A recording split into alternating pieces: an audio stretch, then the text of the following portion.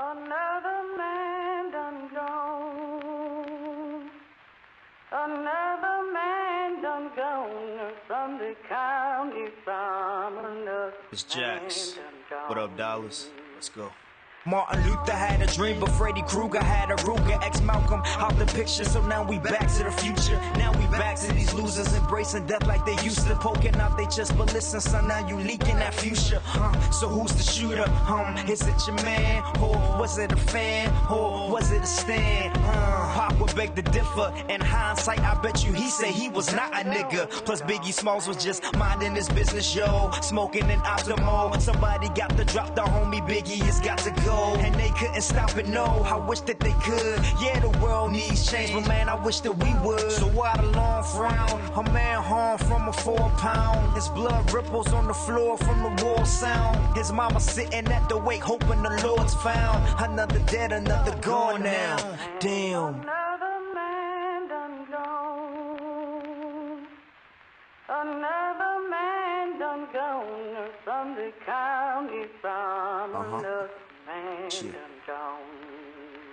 George Eliot said that it's best to be what you wanna be. Fucking do what you wanna do, so I do what I wanna do. Bet you did it to floss, bitch, I did what I wanted. Bet you did it and lost, bitch, I did it and won it. Shit, I'm never coming back. Listen, I just wanna rap. Gee, I told you all of that on about a dozen tracks. I don't give a fuck. I just wanna rap. Spitting fire on this track like a fucking Thundercat. Plus this mic is bleeding rojo. This shit is a no-no. Rolling in that low-low. Plus I'm from that Baltimore. Need a folk smoking on my logo. Ready for the wall and we so sitting with the flow. Somebody got a ropo. Heard the lanes and I swear they so too much love for the fame just to go broke. You said think I had the rap game in the choke card. Now I think I got the whole world in a rope. Gotta think of damn dog, you crazy. I'm starting now, Is he Siobhan. the next Jay-Z? My crystal ball is hazy, but I don't know. Maybe. I really did get the last piece of you saying that right before you started. I just realized it as soon as I was like, did I unmute my mic? Yeah, Shit. you did Okay. unmute your mic before you started. It's fine. This is what we're going to do. It's going to be that kind of show. Welcome back to the Insanity Check. This is your host, Chris, here, and joining me is the lovely Joy, who has bullied herself onto the show at least 4 times now. Yeah. Yes, I take my title as female DPOM very seriously, and it is a mantle. It's like Peter Parker, with great power comes great responsibility. I take this as a responsibility. Yeah. So, and like I said, it's actually been weird. Like the times I've had. Oh no, I can't say that because I did have DPOM on right after the election went to shit. So I was about to say the last couple times we had DPOM on, it hasn't been that bad, and I was like, oh well, no, that's not fucking true. So, every time I get you guys on, it shit hits the fan, and makes for entertaining shows though. So there's that. I guess. I don't appreciate you laughing at my pain though, Chris, because your pain. every time I have now gotten used to realizing like, oh yeah, it's really bad when I get on the show, so I'll just check my Twitter and see what's gonna happen. And this week, things happened, and it was terrible. Yeah. No, you're right. It's been it's been a hell of a week. And there's a lot of going on. It's just a lot. Let me go ahead and get through the easy stuff first. We'll do the sponsorship, and then we'll get into why this week really is just like 2016 is really going out like 2016. I'll just put it that way. Yep.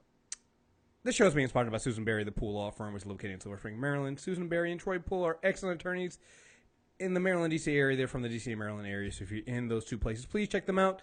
The Pool Law Firm handles criminal law, family law, and personal injury, so if you need an attorney, you want to know more, head over to the wonderful website. The number is 301-585-3014. The webpage is www.thepoollawfirm.com. That's pool with an E, so it's Poole, lawfirm.com. Also, don't forget to check out our other sponsor, tweakedaudio.com, for any earbuds and headphones. You can get 33% off, free shipping, and free lifetime warranty off any earbuds and headphones. Put the code in reviews.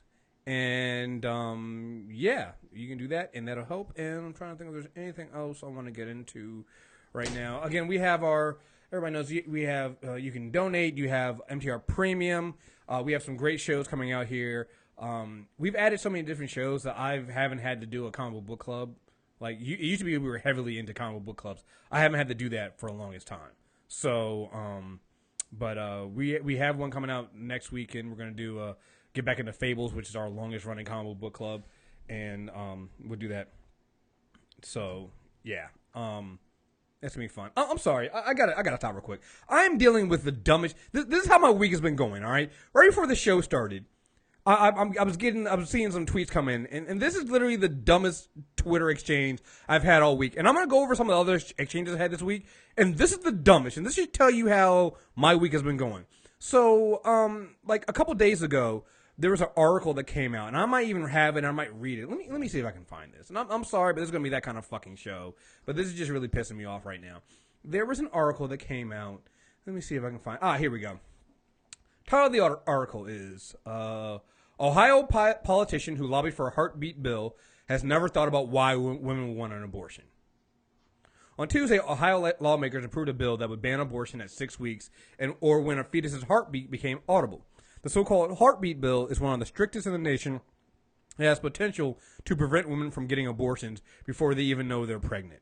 And it makes no exceptions for cases of rape or incest. Republican Representative Jim Bucci was a strong proponent for the bill, which he said was encouraging personal responsibility. What we have here is really the need to give people incentive. He means by people, he means women, the incentive to be more responsible so we reduce unwanted pregnancies. And by the way, the vast majority of abortions are performed on women who were not raped, he told the Ohio Public Radio. Let's see. At one point in, a reporter asked him an interesting question. What do you think makes women want to have an abortion? He pauses. Then he says, well, there's probably a lot of, I'm not a woman, he laughs. I'm thinking now, if I'm a woman, why would I want to get, some of it has to do with economics. A lot of it has to do with economics. I don't know. It's a question I never really thought about. So you have a white man saying, with this bill for abortion, saying, you know, I've never really thought about why women, who are the only people in the world who can get abortions, never thought about why they would get one, right? So I say on Twitter. I think this was yesterday. Yeah, yesterday. It's a thing I never understood. Men always want to interject themselves in this abortion debate. We really have no say in it. Right? As a man, right. I don't have a say in an abortion. I can never get an abortion. Even men who go, well, it's my child, motherfucker, you're nothing more than a warm turkey baster. At no point do you carry the child around. You do nothing through pregnancy. You are nothing but a sperm deposit. Your life is not threatened. You don't carry around something growing inside you for 9 months. You have no say in it. You do absolutely fucking nothing, right? Everybody kind of agree with that. Yeah, men shouldn't say anything. It's just a simple thing. Me saying men shouldn't inject. Here goes somebody. Here goes a man. Somebody please tell me you see the irony. And I said, the irony of me saying men shouldn't have any say? Guess you don't know what irony is. By saying men shouldn't say anything about abortions, you're going against your own beliefs.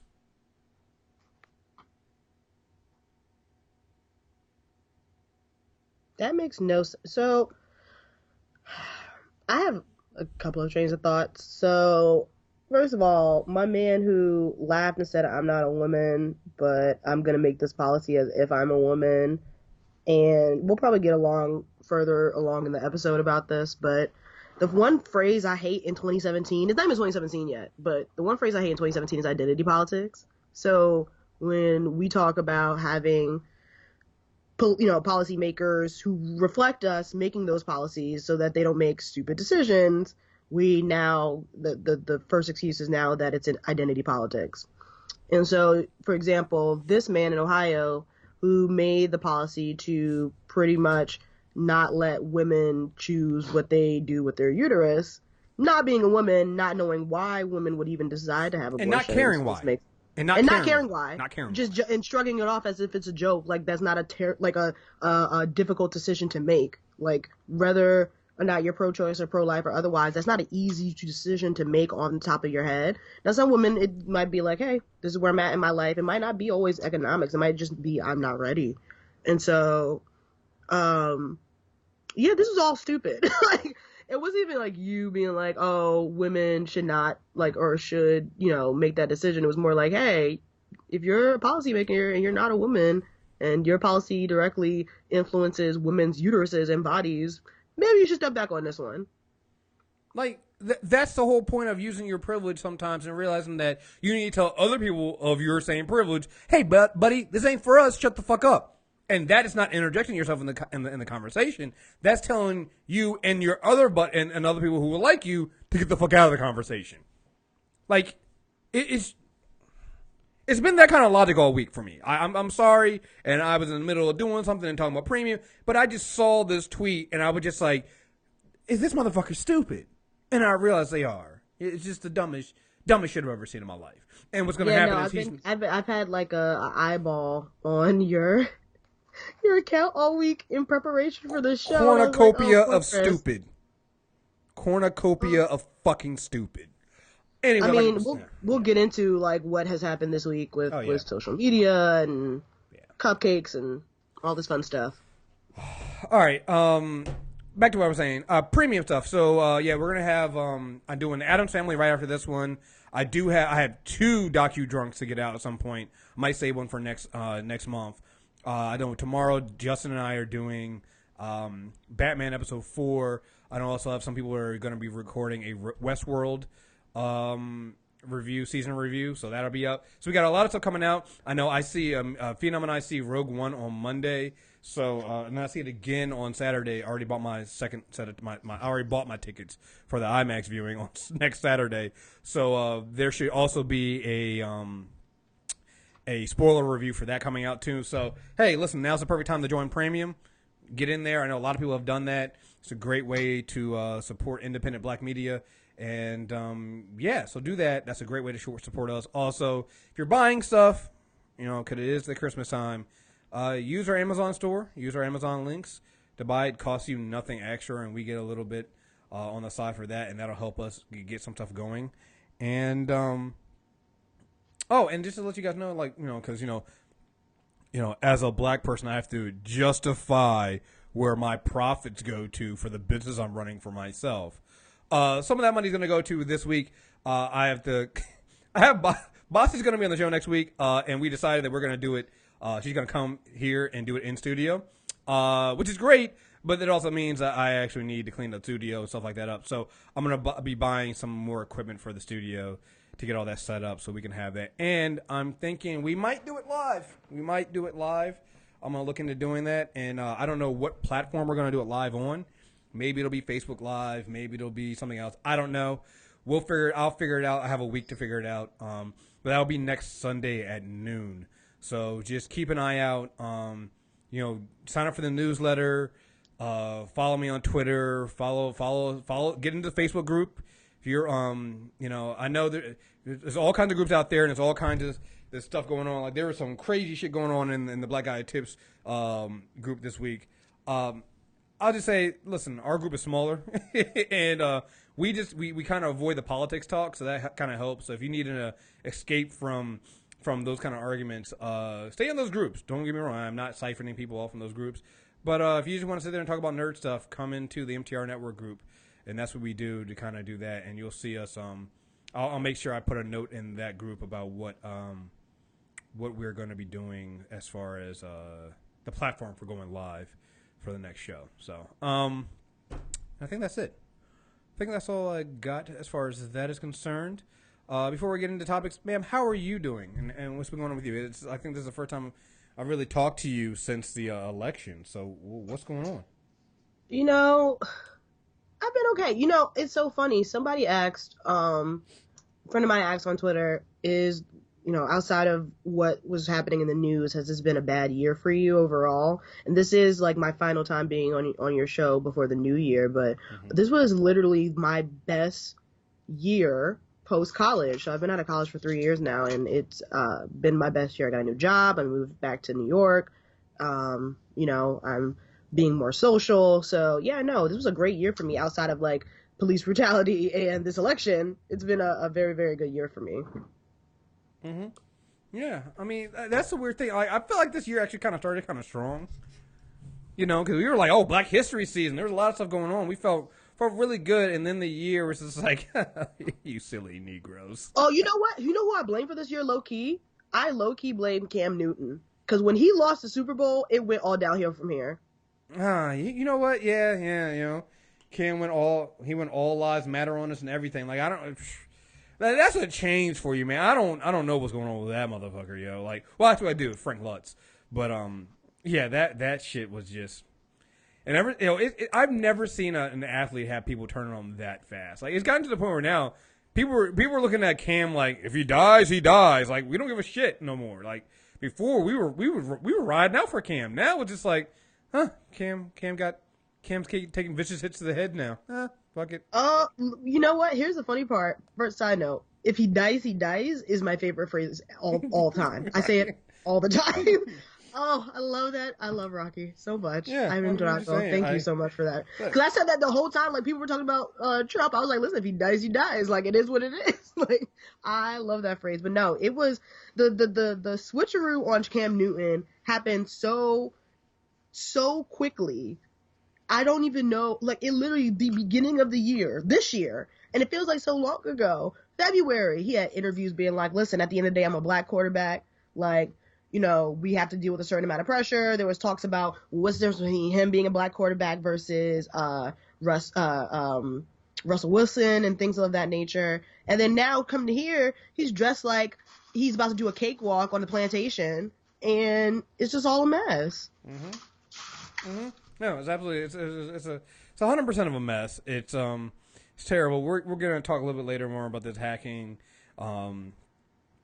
stuff that is a revelation for some people, and I'm just like, motherfucker, you knew this. We all knew this. Well, this is what I'm so confused because like I keep my eye on the news, but like for self-care reasons, I don't purposely like put as much focus on it as you being a host of a show. Obviously, Insanity Check talks about a lot of politics usually, so I can understand why you're kind of knee deep into reading into it. But I was like, I know I have seen this murmur of like Russian hacking this whole election. Am I going crazy? Listen, it was brought up in the fucking debates. Hillary Clinton herself brought it up and even said, she's like, yo, Putin is trying to install Trump in as president. Like, she brought it up several times. She brought it up on the campaign. She brought it up in the debates. It was brought up in the news. Like, when the DNC stuff first came out, they were like, even the news was like, yeah, we got to be careful. And the news, here's the thing, the media was very irresponsible during this 2016 election. They were.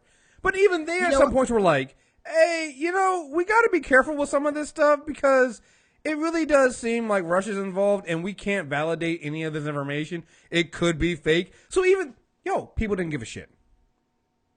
Nobody, you know what? But nobody cares. Like, a lot of stuff that is happening in the news, it's turning into, y'all really gonna cape for this man who did the same thing you guys were afraid that Hillary was gonna do. Mm-hmm. Like, he announced his new economic plan or something along the lines. It's from Goldman Sachs. I was like, y'all ripped and tore into Hillary Clinton from top to bottom about her Goldman Sachs ties, and this man hires the COO of Goldman Sachs to be on his team. Nothing? Nobody's gonna say anything? He's got two Goldman Sachs people in his cabinet now. Here, I wasn't gonna do this one first. Let's go ahead and do this first. Since we already started talking about it. Like, this is the part where I get a little bit of it. I'm not mad at people of color who are legit talking about this stuff because I get it. We're gonna be the ones that have to deal with this, the fallout from this the most. I can't stand hearing from white people right now on this shit because I'm just like, motherfucker, you knew this. And some of you all were pushing this shit before. Like, I will never forget people saying that the Clinton Foundations and the emails are showing that she has ties and conflicts of interest, blah, blah, blah. I'm like, pay for play stuff. There was no solid evidence of it, but it was suspected. It was suspicious. It looks bad. All right, cool. Now, you know what? If we want to talk about that, that's fine. Trump literally had the DA, the head of the DA's office that was looking into his Trump University case, literally paid her a donation illegally. She's also working on his transition team now. Like, that happened. Like, this is not a suspicion of it. Not it looks bad. Not, we're not really sure. There is a 1-to-1 paper trail of what happened with Trump University, the pay-for-play stuff that happened, the violations he had with it, like using donations and foundation money for personal gain. This is stuff that people claim that the Clintons did, but they had no real evidence. They just had suspicions. There is actual evidence of Trump doing this shit, where he had to pay the money back, or he got sued for, or the DOJ got involved in it. Like, that shit actually happened, and people go, whatever. So at this point, when people go, oh, this is, I'm like, we knew this. Like, this stuff came out. The news would cover it. Nobody would care unless it was Clinton. And so I'm like, I don't know, when people are like, oh, well, if we had known, it would have been. No, it wouldn't have been, because nobody cared. We are in a post-fact world where it doesn't matter what the facts are. What only matters is people's fucking feelings, and that's it. And that's people that were on the left and the right were doing that shit. Well, it says a lot about where our world is headed, where I think it was Webster's Dictionary word of the year is post-truth. Mm-hmm. That is the word of the year. Runner-up was like woke, which is the irony on all of that. It's hilarious. But it's true. We're in this post-truth society where we really like to, from straight hard receipts and evidence, people will still argue you till you're blue in the face, saying that it's not real or it's not factual. You even have people like one of the Google higher ups, because Google and Facebook both had a major issue during this election of having fake news articles and groups being posted, and that's still funneling through their news cycle. And even one of the head of Google was like, I kind of feel responsible for Trump's rise because we had an issue of curbing those fake news articles. That's a real thing. We are now in the age of, even when you have facts, people are trying to argue it. Like, we are now in an age where when we're talking about slavery, we're now going from people being forced out of their homes. Now they're like sharecroppers and, oh, well, the slaves were treated well. Like, that's where we're at. Like, this is where we're at right now in terms of the news cycle. It does not matter what hard facts and evidence comes. Like, this is the world we live in. And now we have these people, and I'm not calling them alt-right because fuck them. I'm not calling them alt-right. You have these racist neo-Nazis pretty much feeling empowered and are trying to rebrand. And I work in marketing. This is a brand repositioning. Mm-hmm. This is a brand repositioning from top to bottom, where they are trying to take off their hoods and take off their capes. And now what they're doing is wearing dapper suits and bow ties. And the major news outlets are treating them as such, as if they're legitimate policymakers that are not biased, as if they're major policymakers that cares about all Americans. And so, yeah, we are in a post-truth society. It's really bad. It's going to get worse, but it's really bad. And the thing that bothers me the most about this, when people are focusing, and I'll get more detail on why I think that the hacking thing is really just a non-starter for me. I just don't care at this point. Because I'm like, it's people on the left who are screaming about this stuff, and I'm like, but you all did this too. Like, I cannot tell you how many times I had somebody who was on the left pointing to some weird article about, well, the Podesta email show that Hillary Clinton was this kind of. I'm like, yeah, you're also using stuff that's not 100% true. Like, there was the whole thing that came out about Pizzagate. Did you hear about that? With the guy who Pizzagate. So Pizzagate was when, in one of the emails, the Podesta emails, there was all the talk about how they kept ordering pizza.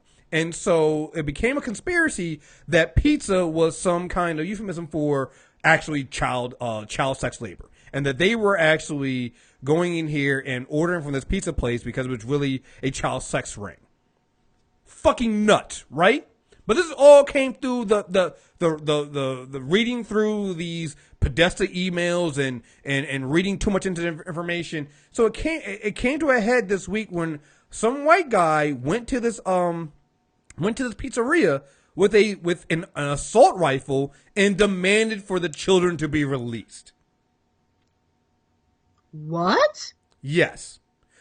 To make it worse, Michael Flynn, I think it's Donald Trump's was a national security advisor or something like that. His son, who was part of the transition team, actually was pressed. He kept saying, this wouldn't happen if somebody would, we don't have any real information to say that there wasn't a sex ring in there. Like, he actually kept pushing it even after this, to the point that Trump they had to come out then and say that Michael Flynn Jr. is no longer a part of the transition team. Like, this is where it came from. these Podesta emails, the same Podesta emails that people on the left like to also use to sit there and say, oh, well, see, same stuff. It's all the same thing. Like, so if you're left or right, if you were using these WikiLeaks emails and these Podesta emails or anything like that, you're part of the same fucking problem. You were pushing a bunch of narratives that some of them could have been false. Some of them were non-start. Let's be honest here. None of the hacking stuff that came out was groundbreaking. None of it. No. There's not a single thing anybody found in there that was groundbreaking. Not a damn thing. Nothing. There was nothing in them. So at this point, it's not. It wasn't even about. To me, the focus on the hacking thing is annoying to me because that's not the problem. The problem is folks were gonna look for anything to confirm their own bias. You didn't like Hillary Clinton, you were going to find something to not like her. It didn't matter where it came from. Didn't matter how crazy it was. Didn't matter how little the shit was. Like, there were people that got mad that Clinton and them didn't like Bernie Sanders. See, this is why I can't vote for her. The way she talks about Bernie Sanders, I'm like, he's a dick. So what? They talk about, like, these are personal emails among the group. Like, you're literally watching sausage being made and then getting mad at it being made. Come on. Are you fucking serious right now? Yeah. Also, here's the funny part about it all. You know, people searching for things that are not there. You had stuff that was there with Trump, you know, grabbing women by the pussy and didn't care. Alike. But no, we are gonna Euro step all over that. My man had a rape case that got dropped. Didn't you just care. Gonna skip over that? When he was in the 80s and 90s, not letting black people rent his condos. We're just gonna skip over that? That was factual. The Central Park 5. Like, Central Park 5. He took out a whole page in a newspaper. Oh, no. So, Look, I'm not even talking about that. I'm not even talking about was that 1991? I'm not even talking about that. I'm talking about in 2016. This motherfucker still came out. Guilty. He still thinks they're guilty. Like, all right, you know what? I'll do the same thing we do with Clinton on the Super Predator thing. You know what? I'll let Trump slide on the full page ad. Maybe he didn't know any better. Fine, whatever. All right. In 2016, he still thinks they're guilty. Even after DNA evidence been proved that was not the case. Come on, yo. What do you didn't care? Like, all the stuff was there. Like, I'm sorry. I cannot believe, like, people are like, oh, well, the Comey letter and stuff like that. I'm like, you know what? All that stuff is bad. All that stuff probably should be taken care of. But to me, it's such a small thing because there was so much worse stuff with Trump and you didn't care. It didn't move the needle enough for you. Like, the same, to this day, even after the election, after seeing what Trump is putting into his cabinet, there are still people to sit there and go, you know, Trump is just as bad as Clinton. And I'm just like, all right, you know what? Fuck it. That's what we're going to do. All right, cool. That's what we're going with. I don't personally like Clinton myself, but, like, I think I saw something this week where somebody asked, and that could have been untrue, somebody asked Joe Biden in a general interview if he was thinking about considering running for 2020. And in my head, I was like, I got to work on my own bias because I was like, y'all, if Biden runs for 2020, y'all gonna ping him for the Super Predator stuff, right? Because he definitely wrote that bill. Y'all gonna ping him for Anita Hill, right? Because he definitely did some terrible things in defense of Clarence Thomas. No, they won't. Because I know when a lot of people there's a lot of the same people that wanted Joe Biden to run. When he didn't and Clinton ran instead, they didn't switch over to Clinton. They were just so mad at the Super Predator stuff. If Joe and again, I don't like Hillary Clinton, but as somebody in 2020, if Joe Biden runs and they don't bring up the same stuff they brought up on Clinton, I'm gonna have to roll my sleeves up and be like, really, y'all gonna do this? Okay, like you can't. Mm-hmm. If you're gonna be this biased, you gotta be biased all the way, dude. You gotta write it out to the sunset. You gotta be consistent. Like, I'll be the first to say I didn't like the Super Predators comment, and the crime bill was crappy. But I can also understand that other black people voted for the crime bill, and in the time frame that it was in, we were in a bad time. Hindsight is 2020, and obviously, yeah, it's a shitty bill. But a lot of your faves definitely voted for it, including Bernie Sanders. But he didn't really have a really passionate floor speech though about how he didn't want to vote for it, even though he voted for it though. So that doesn't count.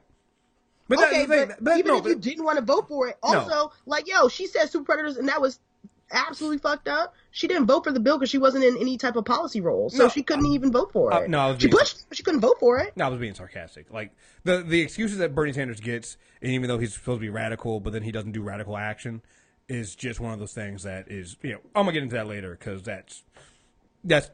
You have been battling Bernie Bro trolls, safety box trolls, which let me just be on waxing. Say that. Marissa and Leslie, I support safety box. Definitely posted on my Facebook because I got one white friend who I love him dearly, but I know his parents voted for Trump, so I definitely sent it. Like, if you really an ally, buy this box. We're getting to that because, like I said, I got a whole thing with the safety pin box thing because it just drives me crazy. But, let me see if I was going to find this Michael Flynn thing because I wanted to actually read his actual.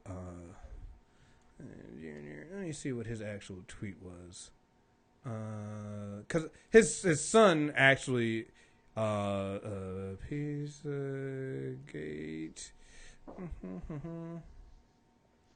Let's see. Let me see if I can find it. Because it was just one of the things. Yeah. Here we go. This is what he said. Until Pizzagate is proven to be false, it'll remain a story. The less seem to forget Podesta emails and so many coincidences tied to it. Here's the thing that I want people, whether you're a liberal, leftist, whatever the fuck that means now. This is one of the things that I've realized as being, I use it in my nerd space all the time. And I use this with being more understanding about diversity and inclusion when it comes to some of my nerd things. Sometimes you need to take a look at who's agreeing with you and who's on the side you're on and realize maybe you're on the wrong side. Right? Give you a perfect example of this. I remember that Batgirl controversy cover that came out where it was Joker and Barbara and he had like the smile on her face or something like that. Came out. I remember when I first saw the image, didn't think anything of it. I just went about my business, right? Didn't care. Then I saw some people complaining about it. I was like, oh, come on, it's just a fucking cover. I mean, come on, they did it before. And then I started seeing like the people that were actually agreeing that it wasn't a problem with the cover. And I remember seeing that, it's a bunch of assholes. You know what? Maybe I'm wrong on this one. Maybe I want to switch my position because I don't want to be agreeing with some of you Gamergate / those SJWs are evil assholes. So I'm going to be like, you know what? Maybe I'm completely wrong on this one, and it is a terrible thing. Did some more reading and was like, you know what? It is bad. No, I'm 100% agreeing with that. Same thing happened with the Asian American for Iron Fist campaign. Honestly, in the day, I didn't care.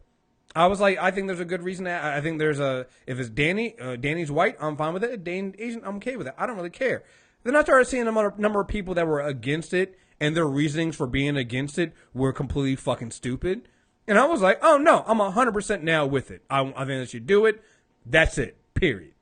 You know why? Because it's like at some point, you don't want to be on the side of the assholes. It's like... That is very true. It's very true. It's step number one. Step number one of being a decent human being. Don't be on the side of the assholes. Huh? All right, cool. Hey, neo-Nazis agree with this. Maybe I don't want to be on the same side of neo-Nazis. All this talk about how, maybe all Trump supporters aren't racist. No, they all agreed with the same side as the neo-Nazis. Maybe they shouldn't have done that. That is accurate. I know before Twitter time, I definitely had opinions on, like, queer people and LGBT community that, like, were not where I'm at right now. And I was seeing people who had similar views, like, on their Twitter. And I was like, you know what? Let me just do some more reading on this, like, because this don't feel right. And then obviously I got myself information and got myself together. But it's a growing process, like having that type of humanity when you're realizing and looking around and having those optics of, you know what, the people who are agreeing with this are not my demo. What's going on with me? Like, the fact that you acknowledge and I acknowledge, like, yo, there might be something wrong with me. It might not be them in the situation. It might not be people overreacting. Like, it might just be like, yo, I'm wrong in this scenario. And being a bigger person, being like, hey, you know what? I gotta do some more growing on this. Let me do my Googles. Let me do my research and figure it out, like, what am I missing? And then making that change and being like, you know what? I was in a absolutely wrong side of history on this. Let me get myself back to the right side. It's important because like, we are now in a society where it's like everything can be up for debate. No, but there's some definite, like, yes or no's on some of these things where it's just like, no, you're definitely on the wrong side of history on this. And the quicker we realize that, the better we will overall be. But there is some stances where it's just like, yo, there's not a agree to disagree on this. You can't agree on disagree on somebody's identity. You can't agree or disagree on somebody's humanity. Like, what are you talking about? Yeah, no, it's one of those things that we gotta folks gotta understand that, you know, there are right and wrong answers. Like, there's this thing that I used to say, people would say, oh, well, there is no such thing as a stupid opinion. And I was like, well, that is incorrect. That is a lie you were told as a little kid because they wanted the kids. That's something you tell kids. Because like, if somebody, let's say, on news says, like, oh, the Black Lives Matter is like the KKK, that's a stupid opinion. Yeah, it's something you tell kids because you want kids in school to foster, to not be afraid to speak up. You want kids to not be afraid to share information. You don't want people to jump on them. That's what you do for kids. But once you get to, like, high school and you can actually, like, you know, kids that actually form logical debates and logical information, no, man, there is a stupid opinion. There is a stupid thing. Because you know what? Your opinion is supposed to be formed by fact. And if your opinions aren't formed by fact, or you're forming them out of your fucking feelings, oh, your opinion's fucking stupid. It just is. I mean, I'm sorry. It just... Yeah.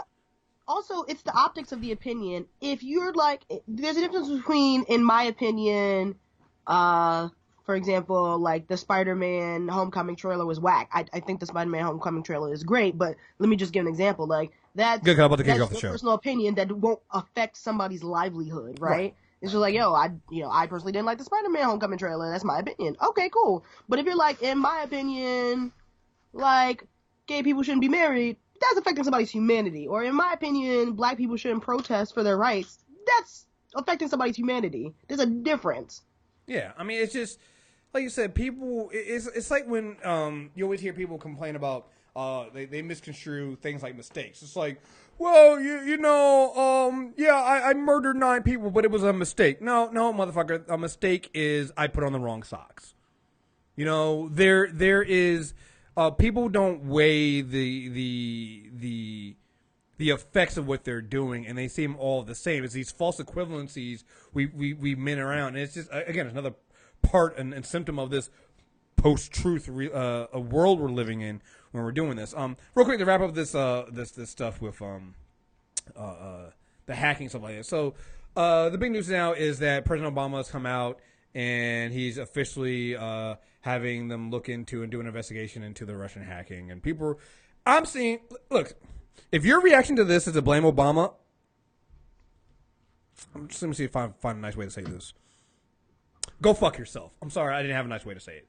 What the fuck, guys? Like, we're not. I'm sorry, I'm not down with blaming the black guy on Trump being there. All right, there were plenty of evidence and plenty of knowledge and stuff out there that Russia was backing Trump. And when we say Russia, I also mean WikiLeaks. Because all you people that sit there and love WikiLeaks and Julian Assange and stuff like that. By the way, Julian Assange is sitting in Ecuador because he's escaping a rape conviction. You guys all sided with that shit. You knew this. We brought it up plenty of times. You didn't want to hear it. Hillary Clinton brought it up in debates. Nobody wanted to hear it. The media, as bad as they were, even they brought it up. Nobody wanted to hear it. President Obama coming forward now, and people are saying he should have done it before and somehow would have changed anything. It wouldn't have. Let's go back at what would have happened. If President Obama had come out before the election and said that Russia is definitely, and again, he said it in not as many words, but he pretty much said this campaigning up to the election day, that there were some serious questions about Russia involvement. He didn't come out and flatly say this, but if you read between the fucking lines, you would have heard him say it. But let's say he did come out. You already had people complaining that President Obama was working too hard to get Hillary Clinton elected. They would have said it was rigged. They would have said, hey, because again, he went first to Congress to try to get bipartisan support. That's an important piece. If he got everybody to agree to come forward with this, that would have worked. He didn't, though. They didn't agree. Congress didn't agree to come forward. So Mitch McConnell basically said he didn't agree with the intelligence. So Republicans in Congress said no. So that means the president going forward would have been partisan. You can't tell me that all of a sudden people would have been listening to that. and that they wouldn't have claimed that President Obama was trying to rig the election for Clinton. Remember, Trump's whole thing was rigged the election anyway. So coming forward on that, and remember, all the polls showed that, even state-by-state polls show Clinton ahead comfortably. So we made a calculation. It's like, listen, if I come forward now, it could actually help Trump more than if I stay quiet right now. So that's what he did. Turns out the polls were wrong because people lied. I don't know what people want. Like, stop. I do not want to see people sitting here trying to blame President Obama for something that literally he had no. It's not his problem. I don't know how we even got to the point where we're blaming him. Like, him and Hillary Clinton was in this weird, sticky situation where no matter what they did, how they were born, that they can't change, it would have gotten blamed just because of that. Like, right? Because he's black and she's a woman. It would have been a problem regardless. Like, they were. Hello? They were both in a lose-lose situation. Yeah. I mean, it's just, I think that people are trying to, I get it. People are trying to find ways to not, nobody wants to deal with that reality of January 20th, Donald Trump is going to be president. Nobody wants to deal with that. That's fine and everything like that, but you need to understand that these other little false things, like, they're nothing's going to happen. There's nothing President Obama can do, even before election, nothing he could have done to make it so that these people wouldn't have voted for Trump. All right? The Electoral College is not going to change his opinion, and they are not going to pick Hillary Clinton over Donald Trump. It's not going to happen. All right? So anybody doing that stuff, you need to be careful and well, not even be careful. You just need to stop. All right? That's not reality. If you want to deal with some stuff, let's deal with some actual stuff. Let's talk about the cowardice of Democrats right now. Let's talk about how them going the opposite direction of which they need to go to. Let's talk about them abandoning the only groups of people that that tried to stem the tide of Donald Trump and minorities. Let's talk about the fact that, and we're going to talk about this in a minute, the anti-blackness of the liberals and leftist left. All right? Let's talk about that kind of shit. Because if we're not talking about that shit, this other shit you're talking about doesn't fucking matter. That's not going to change anything. And I feel like so many people are holding on to this hope because they don't want to address the real issues here. They don't want to address anti-blackness. They don't want to address the racism. They don't want to address the xenophobia. They don't want to address the anti-immigration. They don't want to address the Islamophobia. They don't want to address all the real issues that caused Donald Trump to happen. You know? Even this whole thing about Hillary Clinton's got 3 million more votes and she won the popular vote. Yeah, right. If you include things like California. That's the reason why. All right? Like this whole thing of, oh, well, we should have the popular vote. Hey, Grant, I'm fine with that. If you want to go popular, I don't think that'll work. But if you want to go popular vote, that's fine. You can't do it in 2016 now. It's too late. You can't run an entire election off of a set of rules knowing what the Electoral College is going to be. Then all of a sudden go, oh, well, no, we got to change it up because she won the popular vote. Can't do it, guys. Now, if you want it for 2020, hey, all in. Start that campaign. If you really wanted it done right, you could have paid attention and done it during the last 8 years when you had President Obama as president. Maybe you could have gotten it done then. But nobody cares. You only care now because you fucking lost. And I'm sorry, I don't want to hear anybody talking about this shit. I don't want to hear anything else about Hillary Clinton has like the only thing that I care about with Hillary Clinton's vote total is just that you can now go and tell Donald Trump you don't have a mandate. Because you didn't win the popular vote, you don't have a mandate. That's it. This idea that somehow the Electoral College is going to change to benefit her now, sorry. All this talk about how now the Electoral College was made to because of slavery and all this. Hey, listen. That was true in 2008. That was true in 2012. You didn't give a shit then. Here's the thing. You don't give a shit now. You only care because you fucking lost. Sorry. Nope. That's just another way to get around dealing why you lost. We lost because of racism.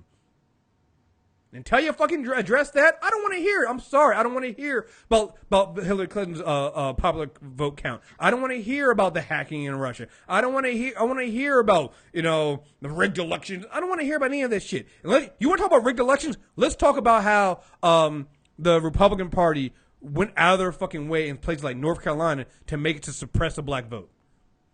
Let's talk about that. Like you want to talk about rigged elections? We'll talk about that. I'm all ears for hearing about that. Oh, wait, that's not what you want to talk about, though.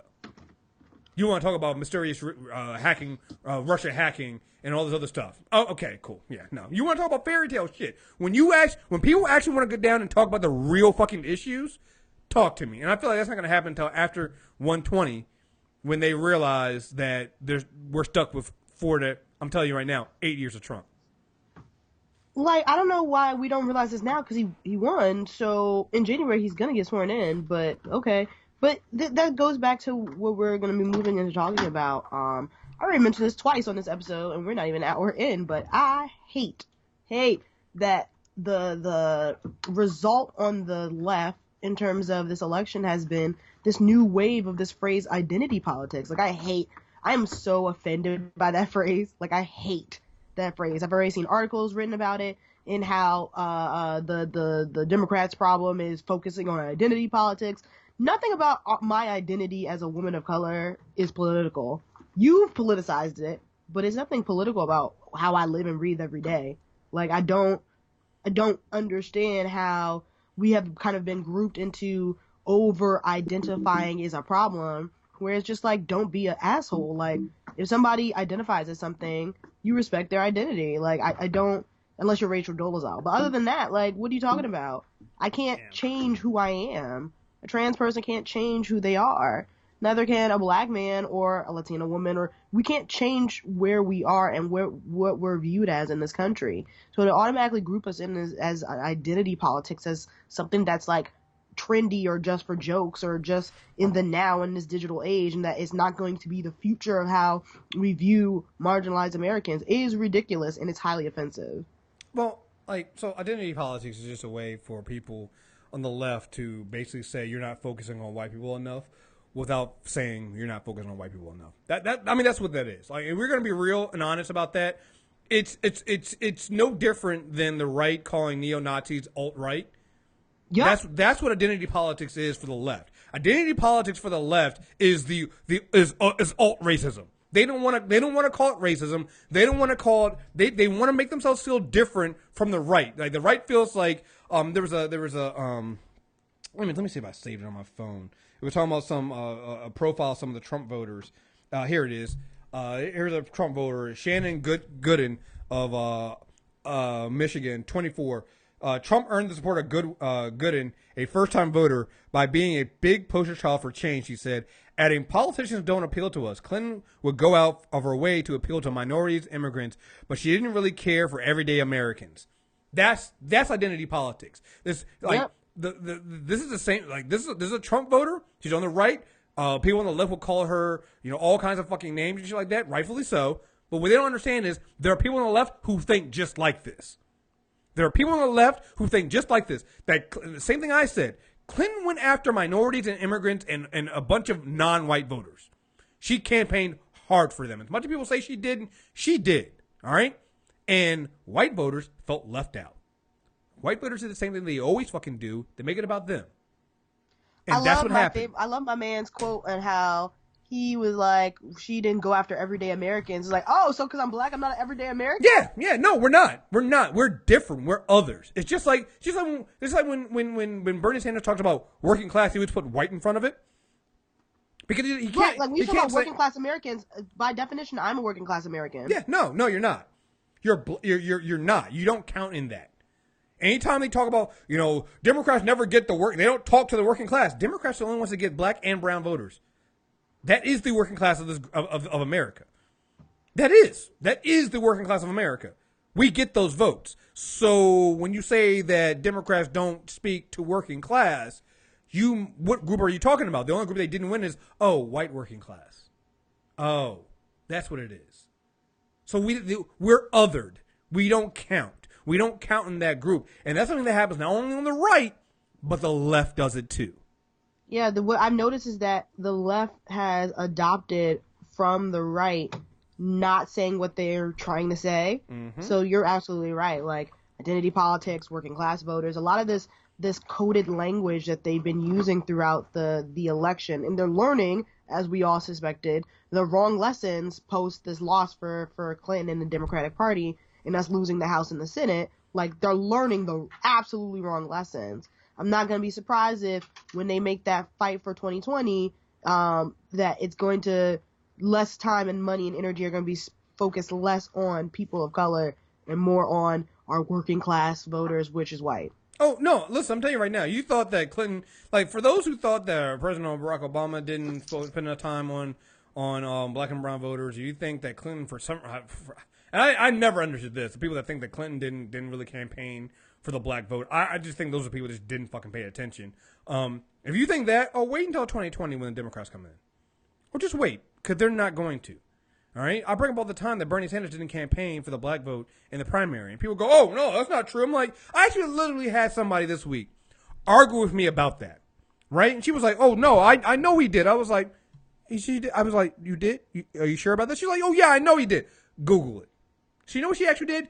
I'll give it to her. She actually went and Googled it. You know what she came back and told me? She was like, "Oh, I guess he really did." And I'm like, "Yeah, I know he did." But then she kept going with it. Well, I didn't really care. Yeah, exactly. That's the thing. You didn't. You don't care about the post-truth. The post-truth shit, people, we label that on Trump and them. Yo, there was a lot of Bernie Sanders supporters who didn't give a fuck about truth either. Didn't give a fuck about it either.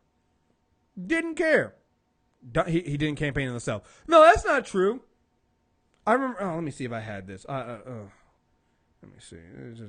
I said on this week, I was like, let's talk about, Bernie, and I'll get into why I'm bringing up Bernie so much, and he just won't go away. He's a fucking turd that won't fucking flush. I was like, nobody cared when Bernie said that he didn't want to they had a campaign strategy that didn't involve black voters in the South. People go, oh, that's not true. So I was like, this is from an article. Her grasp now on the nomination is almost entirely based on the basis of victories where Bernie Sanders did not compete, said senior strategist Tad Devine. Where we compete with Clinton, where this competition is real, we have a very good chance of beating her in every place that we compete with her. Devine named 8 states where he said that Sanders' campaign did not compete with a big presence on the ground or much on-air advertising. Texas, Alabama, Virginia, Louisiana, Tennessee, Mississippi, Georgia, and Arkansas. Clinton Devine argued, has emerged as a weak frontrunner. What do all of those states I just named have in common? Black people. Somebody goes, well, no, that's not proof because that's not Sanders saying it himself. I'm like, it's his fucking campaign strategist. The fuck are you talking about? Well, let's talk about post him getting washed out in the South. Like, they pivoted the language to be like, we're going to be focusing on the Northeast and other areas, but they were really pretty much insinuating that, it was just some, dumb black folk that didn't, uneducated voters that didn't vote for him in the South. And it's just like, they pretty much discredited the South, which primarily is black based. And a lot of, political writers and people who are popular on social media who are from the South, who are black, was like, yo, y'all are demonizing black Southern voters through this campaign. Said it more than once, and nobody listened. Never listened. At one point, I was like, hey, you do realize, you always talk about you marched with MLK. You marched with MLK in the South, right? You marched with MLK in the South. You didn't even bother campaign. You could have used that. He could have used that in the South. He didn't bother to do that because it wasn't about those voters. Jane Sanders came on and originally said it's not about the Obama coalition. It's about the Sanders coalition. We're going to make our own coalition. And that coalition didn't involve that. Didn't involve black voters in the South. It did. Yep. And there were a lot of Bernie supporters, even black Bernie supporters, who shitted on black voters in the South.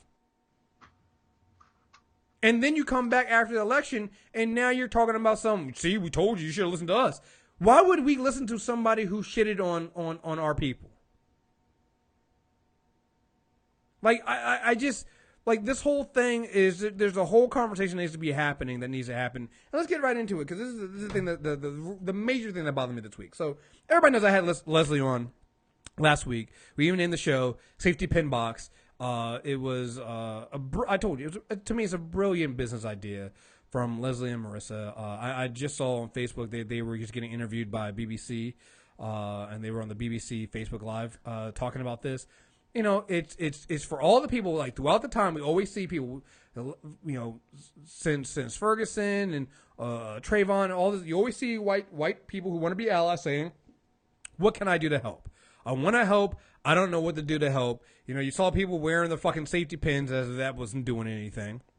So it's like, what can we do to help? So the idea of Safety Pin Box was, hey, we'll give you sign up for the subscription box.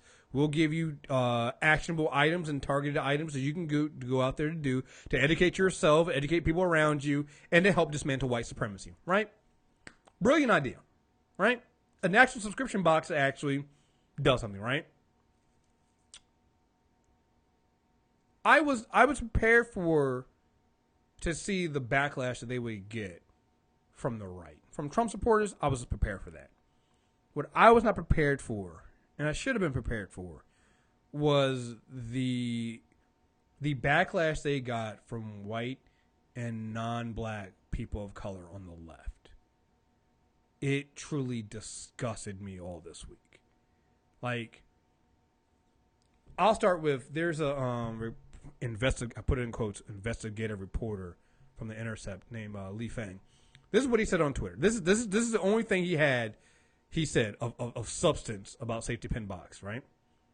From the conservative turned BLM, Black Lives Matter activists who crashed Bernie Sanders' Seattle rally, then lied about it, a whole new scam. SafetyPinBox.com. This is Herbalife for performative woke people.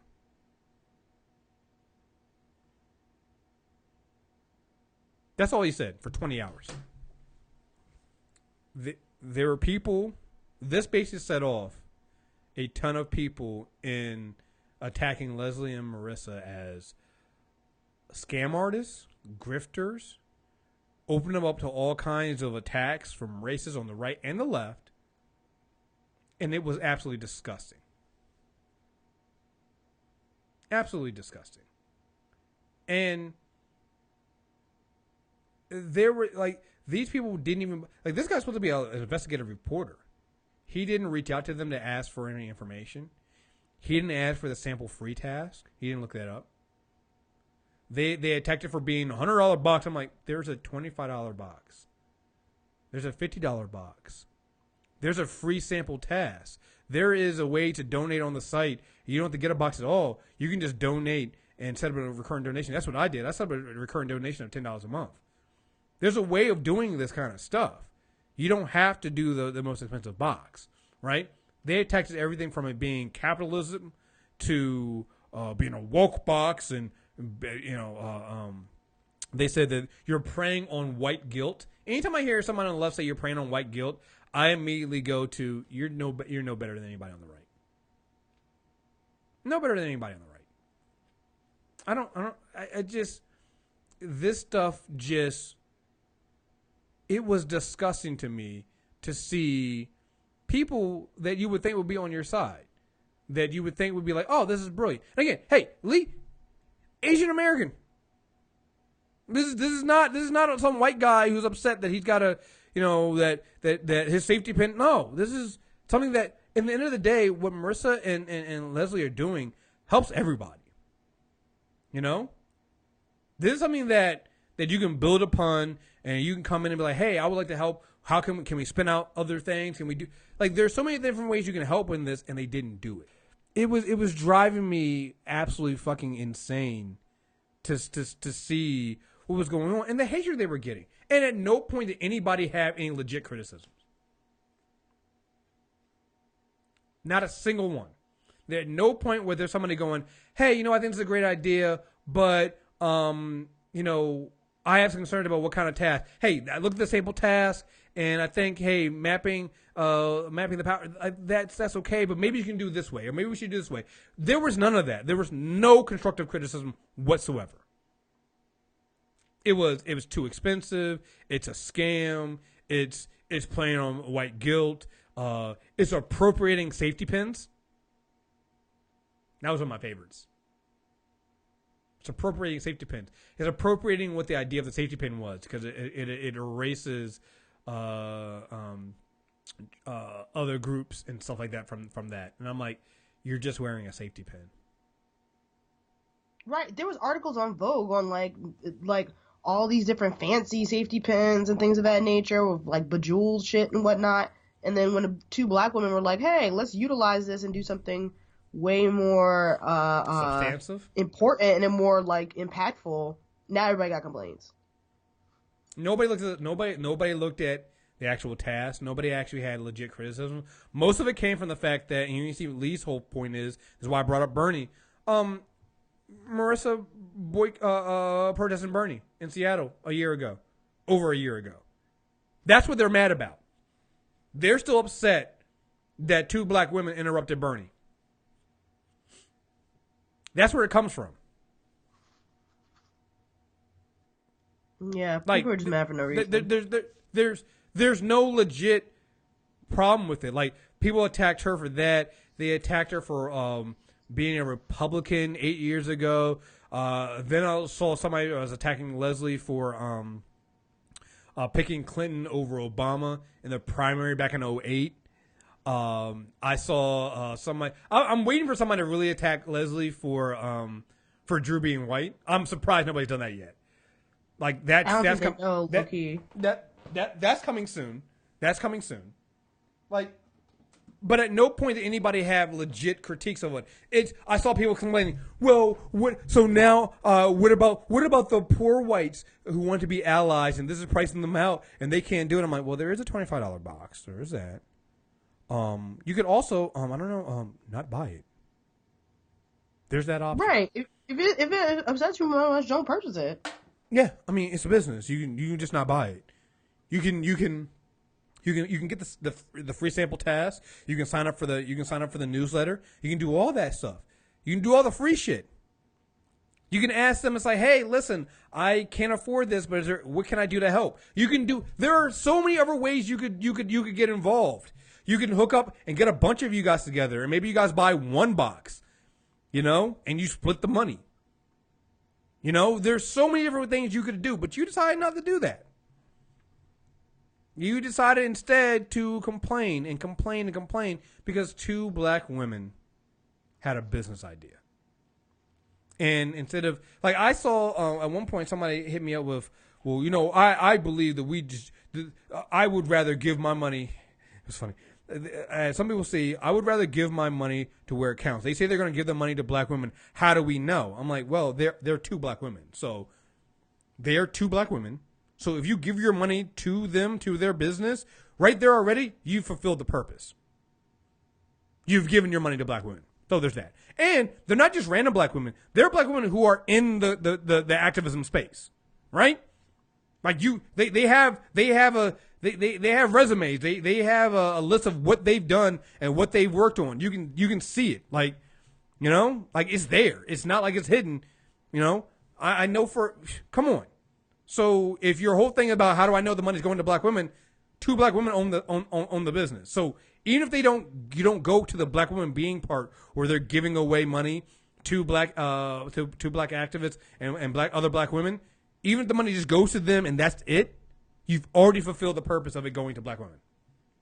So somebody goes, I would much rather give my money to somewhere where I know where it's going, like some kind of organization or something like that. And I'm like, but you don't know where your money goes in those organizations. You don't. You don't have that information for it, and I don't think. I understand we're naturally skeptical in this age of like digital, to things like, Herbalife and selling clothes on Instagram and things of that nature. But I don't think it's that. First of all, it's the fact that non-black people of color and people of color in general are upset about it. The box is not for you to purchase. Mm-hmm. It's white people. Mm-hmm. And even if it is a scam, let white folk get scammed. They've been scamming us all these years. Shoot. That was my thing. I was like, why are you guys scamming for white people if they got scammed? Like, it's not a scam, first of all. But let's say it was. It's not. Let's say it was. And you were upset because? Right. This is what I'm saying. Like, let me be clear. I do not think it's a scam. I definitely support Marissa and Leslie on this. But if it is a scam, girl, it's scamming white folk. Join the scammer, yo. Like, I'm like, what the? I see no issue with this. It's like, it's not a scam, but if it was, hey. Look, man, I'm Batman and Batman Begins on this one. I ain't got to kill you, but I ain't got to save you either. I'm like, hey, that's on you. Fuck it. All right. But like you said, it's not a scam. And I brought the other questions. Like, people were like, well, I just need to know where the money goes. So I'm like, so when Tim Wise gets speaking fees for speaking out, because they were like, oh, well, you know, they're using black pain and black activism and black stuff to get paid. I'm like, well, technically, because that's their work and that's what they do, then yeah, why not? But when Tim Wise goes to a school and gets all these speaking fees and stuff like that and gets his stuff paid for, do you ask him where his money goes to? Oh, you don't. You don't ask Tim Wise where money goes to. You don't ask where you're not asking where Bernie Sanders' book funds. Like where's he's on a book tour right now. Where's his book money going to, guys? Oh, you don't care. Oh, when because it's a white guy. Trustworthiness is naturally assumed to be within white people, specifically white men. Exactly. But if it's black women, we're automatically deemed as untrustworthy. Exactly. Like it's stupid. And the fact that these are two women who have actually done the work on the ground, they have the proof to show that they have been doing the work on the ground. It's for white people. I don't understand what you are upset about if it's not aimed for you. And the fact that people are arguing that, well, they're using black pain, you white person, how are you going to tell me how I decide to capitalize or not capitalize on my pain? You guys are always telling us that we got to pull ourselves by our bootstraps. So we capitalizing on this black pain, and we're going to teach you how to learn to be a better ally. I see no issues here. Well, my problem was, it was like, well, what is it? Is it using black pain or is it using white guilt?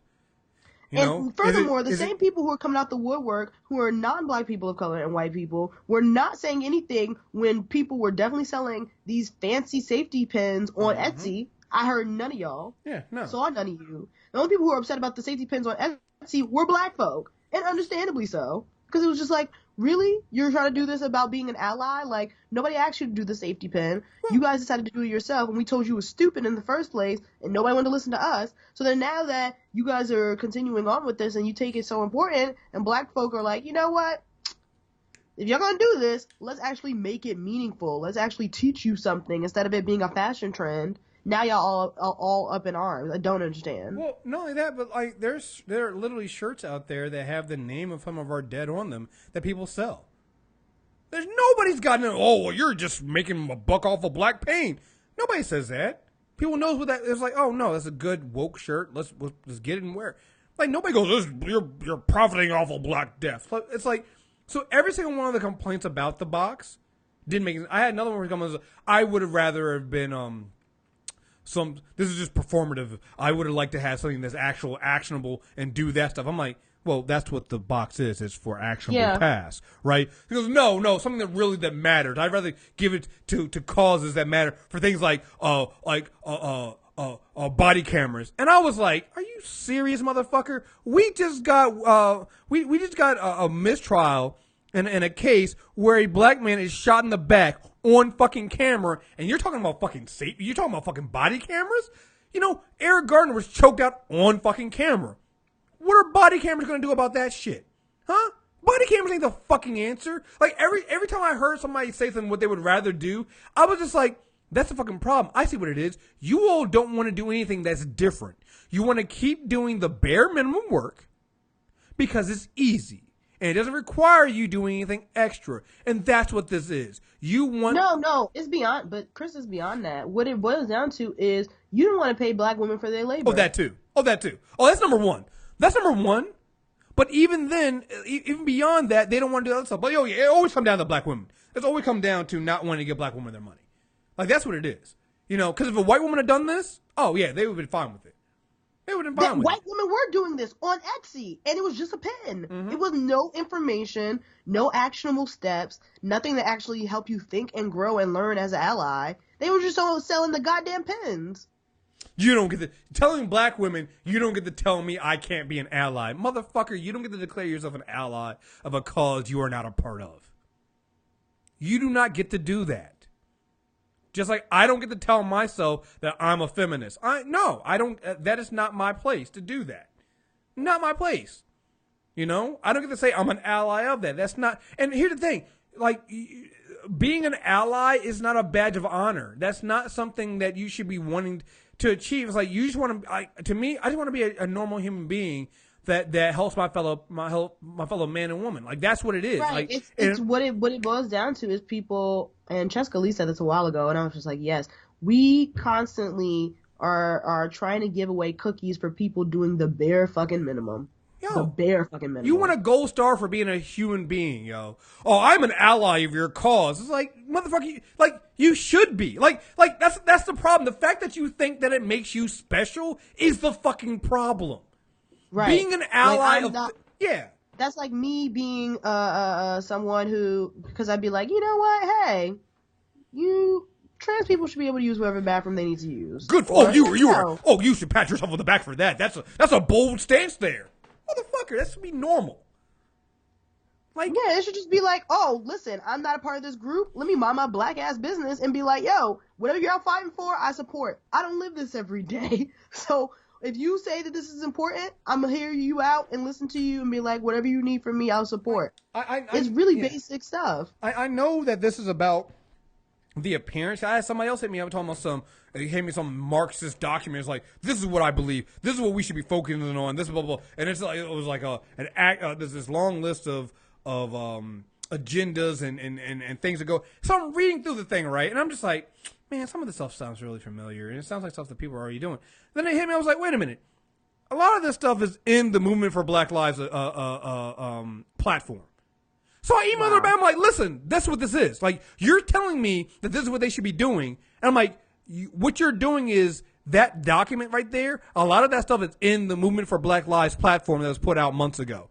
Not only that, but Leslie was involved in that as well. So you're shitting on somebody who was involved in something that you know nothing about the women that you are supposedly against, other than the fact that one of them argued against Bernie. That is it. You know nothing else. The only thing is that this is a free market space. If you think you can do it better, you can also make a box too. No, that's not what they want though. That's not what they want. Because the other thing too is, again, like you said, the money goes to black women. The focus is on black women. The site and the idea came from black women. So no, they don't want any of that stuff because it's like, you know what it reminds me? It reminds me of Oscar So White. When you had Asian Americans get upset and Latino Americans get upset, listen, I got something to say about that too. And we were, and people were just like, but at no point did we say Oscar So White, it has to be black. Like this is a movement for all of us. Here's about that part, and then the same white folk who were upset about it, and people of color, non-black people got upset about it. Now you got websites like Mashable getting dragged left and right because they tried to write an article saying that Oscar So White is canceled. I was like, well, you want to ask a black woman about that? Because I was like, listen, have we had a great year in film for black people? Absolutely. Give me a movie where there was a Latina lead. Give me a movie where there's a trans lead.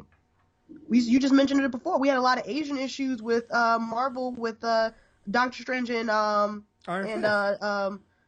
Fist. That's a problem. We are not as progressive as we think we are. We have a ways to go. So yes, as a black person, clap it up. I think we had a great year in black film. But a lot of those black films were also helmed by a lot of black men. Not a lot of black women-led films either. We still have ways to go. We got a ways to go. And listen, I never cheered the Oscars the year after they got shit for something because they always bounce back with that. Right. It needs to be sustained. So, but even beyond that, again, it's black women leading the charge for everyone else. They never do it for themselves. They always do it for other groups, not just themselves. Be it black men, be it non-black people of color. They always even white women.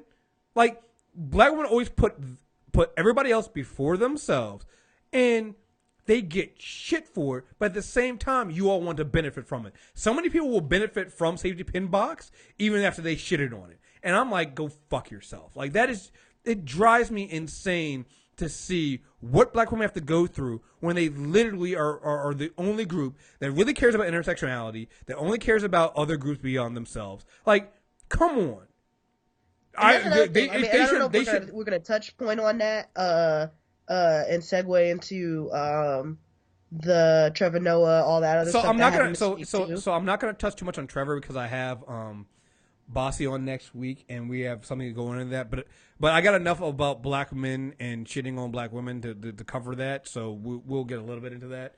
But yes, and I do have something about these Black Bernie supporters and their anti-blackness and anti-black womanness. So, but anyway, okay, go no, but I will into saying about that, because I'm not going to speak about Trevor Noah, but obviously stuff went down on Twitter where pretty much the argument was, well, what are black women and Latina women doing that they can have a platform like a Tomi Lahren? That whole okay. So I have a couple of points that I just want to point out. First of all, the person who tweeted this, I'm not going to dignify you calling out your name because you are nothing but the scum of the earth, and I hate you so much. I just want to, I personally hate you. I typically don't hate internet personalities because I don't know them personally, but you have done enough for me to come to the conclusion that you are a dick, and I hate you. But the person who tweeted it, your career is because of a black woman. Number one. Nobody would give a fuck about who you are if it wasn't for Wendy Williams. Where's the lie? There is what you have had a career because a what black woman put you on. That's number one. Two, let's get something straight. Tomi Lahren, wherever the fuck her name is only reason why she is successful is because she was on The Blaze. Who owns The Blaze? A dude. Glenn Beck. Her first job out of college was OAN, I think, and it wasn't The Blaze, but it was somewhere else. But again, she went into an already established network. Right. It was already established. Already getting a lot of traction. Right. She just added fuel to the fire. Yeah. 3, I find it really interesting that the same people who were arguing her down when she was on her show and arguing because she said some things about the Black Panthers and Beyonce are now turning around and giving her the illest of tap dances in her living room. That's really interesting how you did a complete 180. The person who tweeted that definitely did a whole Cam Newton and did a 180 from a couple of months ago when he was on her show arguing about why she said these terrible things about Beyonce and the Black Panthers during the Super Bowl. Around the same time. That's very interesting. And now you're, hanging out with her on the show, blah, blah, blah. That's interesting. Okay. And then the fourth one. You've had black women on your show. He's been on shows with black women. He's been on MTV and all this other stuff with black women who are only there because of platforms they fucking built. Right, hello, didn't you have a week ago he interviewed Issa Rae. Issa Rae has a hit show on HBO. That's what the fuck that is. Look, I'm so glad you brought that up. Listen, there were so many people that were like, "Whoa, he's got a point." I'm like, I look at your timeline, you're talking about Insecure. There is no Insecure if she doesn't use her fucking platform to get there. She's one of those people that started with nothing, started with a YouTube channel, ended up at HBO she's getting a show that got a second season coming out now. Are you fucking out of your goddamn mind? What are you talking about? But it goes back to the whole thing of whatever black women, black people, or anybody who's not white does, it doesn't count. It doesn't count. Doesn't count how hard we have to work. Doesn't count how much we have to scrape our shit together and how much we have to fight to get to that point. Even our successes aren't enough. It is absurd. And that's crazy because even if you took out who you interview day to day on your radio show, you have a podcast that's under the Loudspeakers Network. Crystal's there. Hey Fred Hay is there. Tatiana King Jones is there. All have platforms. What are you talking? Y'all podcast in the same space. What are you referring to? Crystal has been on your podcast. Crystal is very successful. Crystal's Emmy nominated. Got Emmy nominated for Drunk History. Has a successful TV show. She's doing very well for herself. Hey Fred Hay has a successful YouTube channel. She does the Friend Zone podcast. Her and Crystal did a podcast for Insecure that was sponsored by HBO that Issa Rae asked them to do. What are you talking about? Tatiana King Jones, successful tech blocker. Tatiana is also on Fan Bros. They all podcast in the same space as you. They are all under the Loudspeakers Network. What the fuck are you talking about? I don't understand. No, I get it. It's really simple. And this actually kind of goes back to what I was talking about with the stuff that happened at Leslie and Marissa. There's this thing with black men where black women don't exist to us.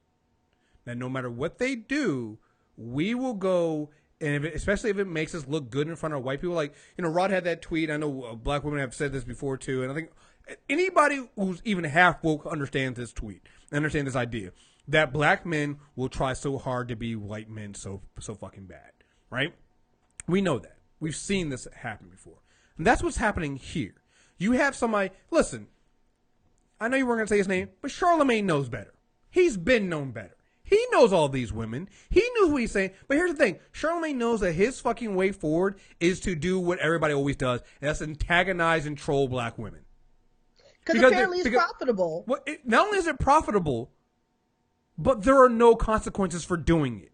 That's what made me so mad. That at this point, when Charlemagne put that tweet out there about how if black and Latino women use their platform like Tomi Lahren did, I was just like I was mad and disgusted by it, but at the same time, I was more mad and disgusted. I'm like, yo, at this point, why does anybody still fuck with him? No offense to anybody else, but why is any woke black woman going on his fucking show? This dude doesn't. He's no different than going on Tomi Lahren's show, to be perfectly honest, because he does this all the time. There's been no less than 5 to 6 times that Charlemagne has done some shit like this, targeting black women to basically promote his next show. He does it every fucking time.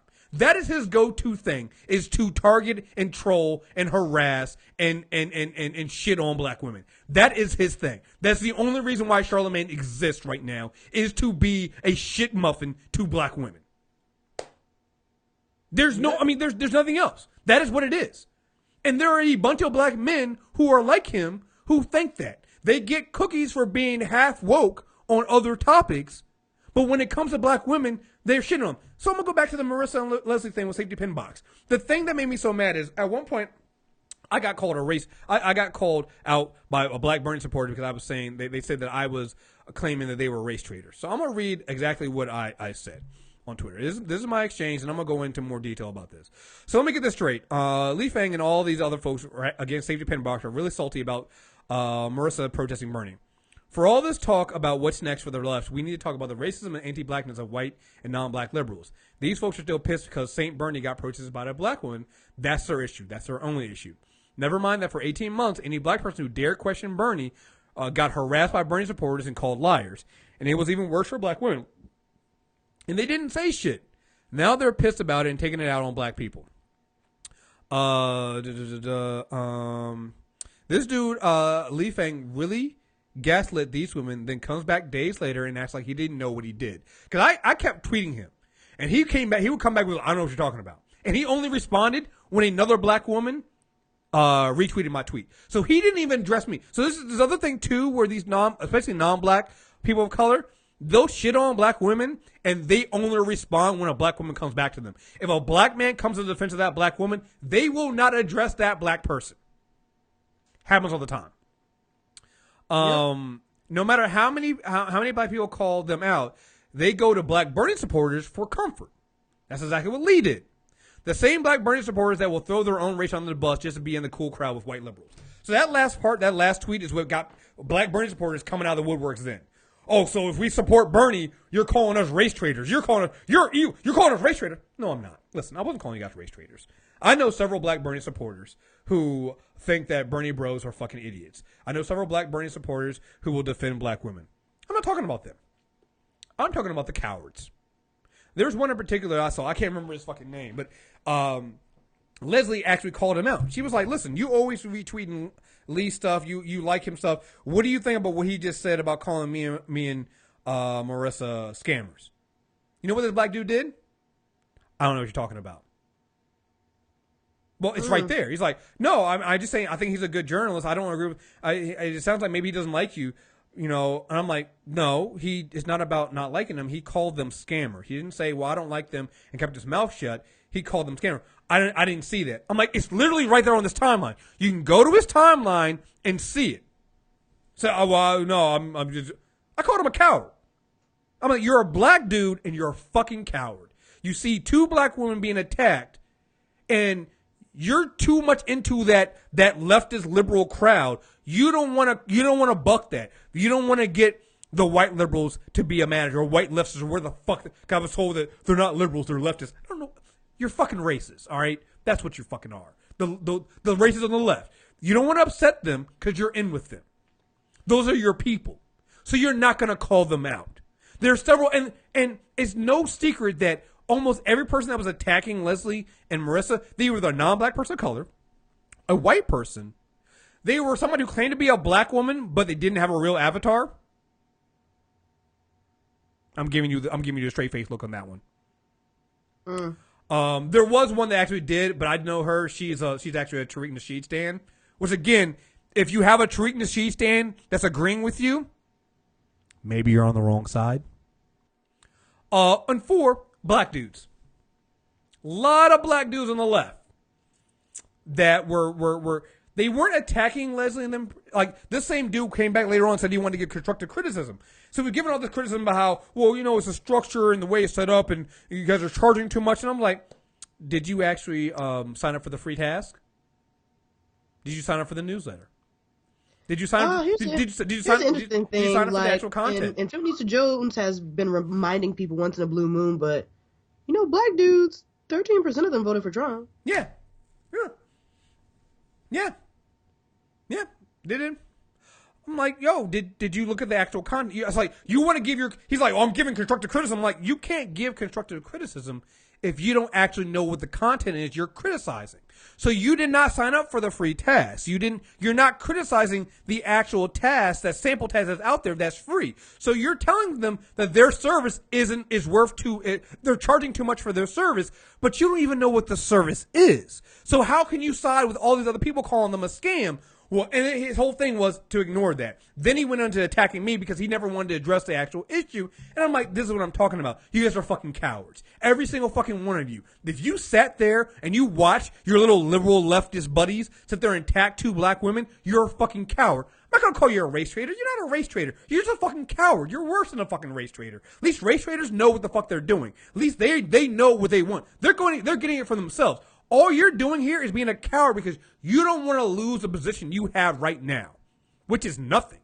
Because them same white folks that think that identity politics is too much, they don't give a fuck about you. Look at the way they were saying things. They think body cameras are going to solve the fucking issue.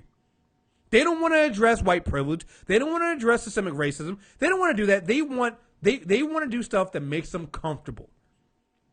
It was no shock to me. There's a bunch of black dudes who are like that. And I think they're fucking cowards. Each and every fucking one of you.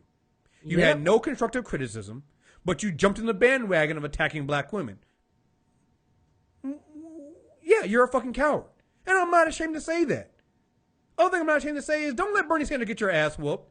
Because some of y'all, some of you fucking white folks, y'all, this is the same. Because look, people thought that was a threat. Listen. It's the same thing we've been telling Trump supporters. Don't let your president get your ass whooped. Same thing is true of Bernie Sanders. I had way too many people trying to come for Leslie. And way too many of y'all are so upset and so angry about Marissa protesting Bernie 18 months ago. You guys were coming out of your fucking mouths way too incorrectly at black women. And I'm going to tell you right now, listen. We can have disagreements on Bernie Sanders and things like that. I'm cool with that. You start coming out of your mouth to black women like the way some of y'all were, so I'm really trying to be really, really fucking bold, you're going to get chin checked.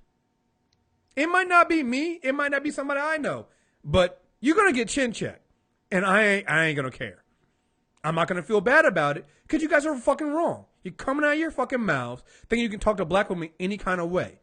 You don't see them coming out and calling white women scammers.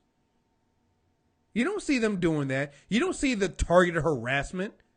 Look, on the last Insanity Check, when I named the show that, the Insanity Check episodes, they go up on YouTube. Let me read some of the YouTube comments I got. These are nothing compared to the emails that were actually directed at Marissa and Leslie. They got worse. So anything I got, they got 10 times worse. All right? And I think that's, again, very important to note. Very important to recognize that these are the people that were joining your side for attacking black women. All right. So when you talk about all this stuff about how, oh well, no, I'm just doing this. Here's one. I have a question. Are descendants of black slave traders from and keepers of the keys of the door of no return welcome to enroll? Wouldn't it be a shame to happen to all this? Wouldn't it be a shame to happen to all the descendants of Gory Island black profiteers? Ha ha ha ha. Let's see. Somebody goes, it's not a scam. These tards genuinely believe they're owed this money, and more than a few guilty white libtards will sleep better if they write a check and pat themselves on the back. Also, really side note, the phrase, and I don't even want to repeat it, but libtards Yeah. is really ableist, y'all. Like, can we not? Yeah. I got some real bad news for you. When you're a minority, you're a fucking minority. The U.S. is one of the least racist countries in the world. If I move to Kenya, you think black people who make up the overwhelming majority are going to give two fucks about my gripes? Here's a novel idea. God, Kenya. All right. Here's a novel idea. Instead of organizing for marches and protests and paid riots, why not organize to get more diplomas, less out-of-wedlock pregnancies, more jobs, and higher marriage rates? Oh, because it's easier to group text about how you're going to stand around for hours getting those get those honky signs tonight. Did anybody really get those honky signs? I don't really think anybody actually got those. Instead of fixing those real fucking problems. Hint, it's in the mirror. Yeah, that's nice. If it looks like a scam and it sounds like a scam, it's not a scam though, whatever. What a crock of bullshit. Blacks should pay us whites back for 50 years of failed liberal coddling. What have we received in return? More black crime, more do-nothing welfare hoes, breeding more niggers. Fuck your cultural Marxism. Those are all the comments that I got on the last Insanity Check that got put onto YouTube. Leslie and Marissa got worse as far as emails to the site. The people that called them, the people on the left that were calling them scammers and stuff like that, these are the people that you're in bed with. These are the people that you enabled. Because you again, not at any point did we see any legit there were no legit critiques of Safety Pin Box. There was nobody who actually got the actual free task, who analyzed the free task and said, well, I don't think that this is no, nobody did that. Again, remember also, this is a business that at that point had only been around for 6 days. Yeah. 6 days. I probably had the first rest. I probably had the first interview with anybody. With anybody from either Marissa or Leslie. I probably had the first interview where they actually explained something. Only now, after the week, have they started getting, like I said, they just had BBC News. There was, I want to say the Daily Dot did an interview with them. Only now are people getting more information. So when it got launched, people didn't watch their Facebook launch. Some people didn't even read the site. People were like, you're using a Black Lives Matter name. I'm like, the site specifically said the only time Black Lives Matter is mentioned is to say we are not Black Lives Matter. So you didn't even read the site. Didn't even read it. Didn't read it. But you went this way. And black dudes jumped in on it. Didn't defend them. Went instead to defending Bernie. Went instead to defending the none of them. Not one of these dudes called out Lee. Remember, his first tweet about this wasn't to question the content of the site. It was to attack Marissa. At no point did any of these Black Bernie supporters go out there and tell him, hey, dude, you're wrong. You need to calm down. That's crossing the line. I know you don't like her. I know you don't. Maybe you don't. The site's not for you. But that's crossing the line. At no point did any of them do that. Fucking cowards. Cowards. Not race raiders. Cowards. And I have no problem calling each one of them that. And there's so many black dudes that are like that. And this goes back to what you were saying about the Charlemagne thing. It's like another coward. He's doing this because he knows it'll rile up other black women haters, and it'll get him keep him in with Tommy Lauren. And he can always go back to calling her back on the show and doing that then. But he's not alone. I mean, there was so much of that happening this week. Did you see the shit with Lee Daniels? Oh, yeah. Oh, my God. That whole week, it was just like, what is wrong with y'all? Lee Daniels. What is wrong with y'all? Yeah. Again, this is black dudes. We're terrible. Lee Daniels says racism isn't real because he doesn't experience it. Because he doesn't embrace it. Let's see. Let me see. I don't know how long this. You have a new show on Fox called Star. Yeah. Tell us about it. Star. All right, I'm not gonna play the whole clip. So I'm gonna say during the segment about the Black Class against Mall of America's Black Santa, the Empire creator said, "I wouldn't be where I was if I embraced racism. If I embraced it, then it became real. And if it became real, I would be an angry black man."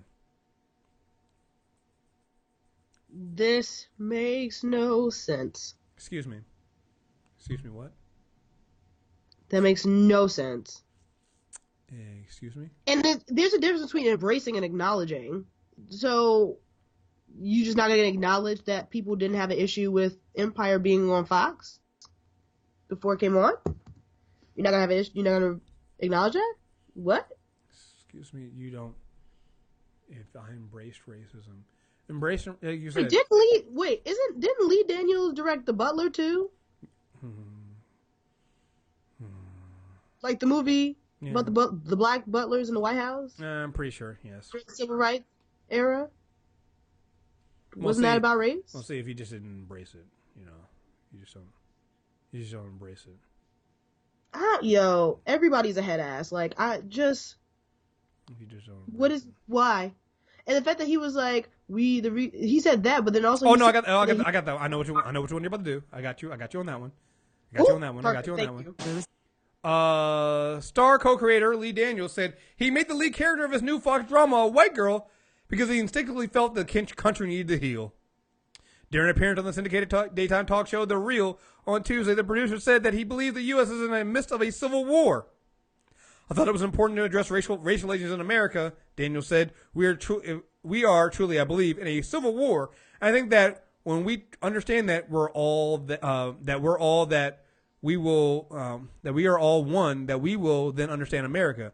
And America is still to be understood by us. Set in the hip-hop haven of Atlanta, Star follows 3 young women, one who's white, who form a musical act and navigate cutthroat business on their way to success. The cast includes Queen Latifah and Benjamin Bratt. I think this white girl is so fabulous that black people will embrace her and white people will embrace her, Daniel said of Demore's character.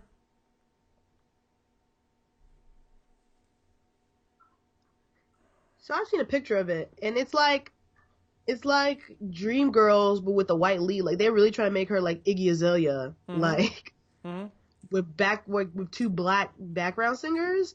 That makes it 10 times worse. 1, 2. I keep thinking when I keep seeing Lee Daniels on the news, like, save Taraji P. Henson at all costs. She don't deserve this, man. She don't deserve this. She does not.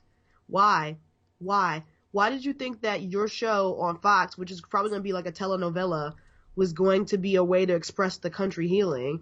First of all, how much do you think about yourself as highly as you do that you think that your show on Fox is going to be the catalyst for healing in this country? Well, here's the thing. Because you put a white lead in the front in Atlanta? Well, here's what you got to understand. And this goes to educated black men, not just the ones that make a lot of money. They identify more with white people than they do with black people. That's just what it is. When you look at these the Black Bernie supporters, look at where they are. Look at the privilege that most of them have, and then realize they look down on other black people. They see themselves as not having those same problems and issues. They view women as this in general, but they also view like white women as like something to obtain, like property, which is wild in itself. Like, once I get my money right, I can finally attain this wonderful thing. And it's like, what? Like, first of all, women aren't property. You shouldn't think that way, but that you're right. It's a wealth of the, once I get this education, once I get this certain amount of money, which is interesting because more black women are educated in the U.S. than black men. That's a statistical fact. There's just a desire to get closer and closer to whiteness, and a lot of that has to do with the patriarchy that they were raised into. Whereas with black women, it's like, yeah, we've attained this, but and we do want a certain amount of wealth in general, but like, we're still in the trenches. Like, we still interact with other black people. We still, if you decide to get married, do want to marry someone who's, black and things of that nature.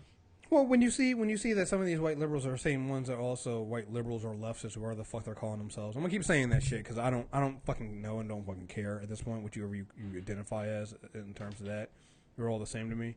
There's this need to start pointing out the social justice warriors or in the PC culture, and like so many of these black dudes fall into that shit too. They won't say it, but they fall into that shit. And what they see is that, hey, what comes with being in this position is I can look down on other women. This is why when it comes to business ideas by black women, and again, what you'll always see is with these guys is very rarely will you see them directly attack a black man. Another black man who stands up to them, very rarely will you see them attack them. Even in the stuff I was dealing with, most times, this week, it was easy because they weren't even trying, but they would go, they had no problem either watching or jumping in on those attacks when it comes to black women. Or right? They either directly attack black women and respond via attack, or they ignore them. Like during the whole dude who sent the tweet out about Toni Lauren, you have a situation where all these black women are like, here are countless examples of black women who do have a platform and they are successful. Cheska Lee had a great thread, for example, on some of the stuff that she's done, and she has MTV Decoded. She's also done Charlemagne, because Charlemagne did like a state of addressing of the union, blah blah blah. Yeah, she was on the show and they ignored her. The debate, and she was there with Crystal, and they were the only ones who were giving legitimate points, and they had little time and got cut off multiple times. So she's interacting with this person. She's also very successful. People and countless black women were giving him all these examples, and then you have XLMB coming out the woodwork and saying like, yo, hey, let's have a discussion. And they actually had a discussion. He was like, he answered him and ignored the countless of the black people that was in his mentions before. Right. And it's just like, what? Exactly. How? So we either get ignored when we're making a good point, or get attacked when you are trying to have a ego contest. And that's where and what happened with that conversation really pissed me off, because this is one of those places where even us good-intentioned black men need to realize when we fucked up. And he fucked up in that space, in that as minute that Charlemagne started talking to him, he should have handed the mic over and been like, listen, not hand the mic over, I know it's Twitter, but been like, talk to these black women, and that's it. You don't have at some point, we as black men need to start realizing that these black dudes who do this shit, they don't want a conversation. Or they only want one with other black men.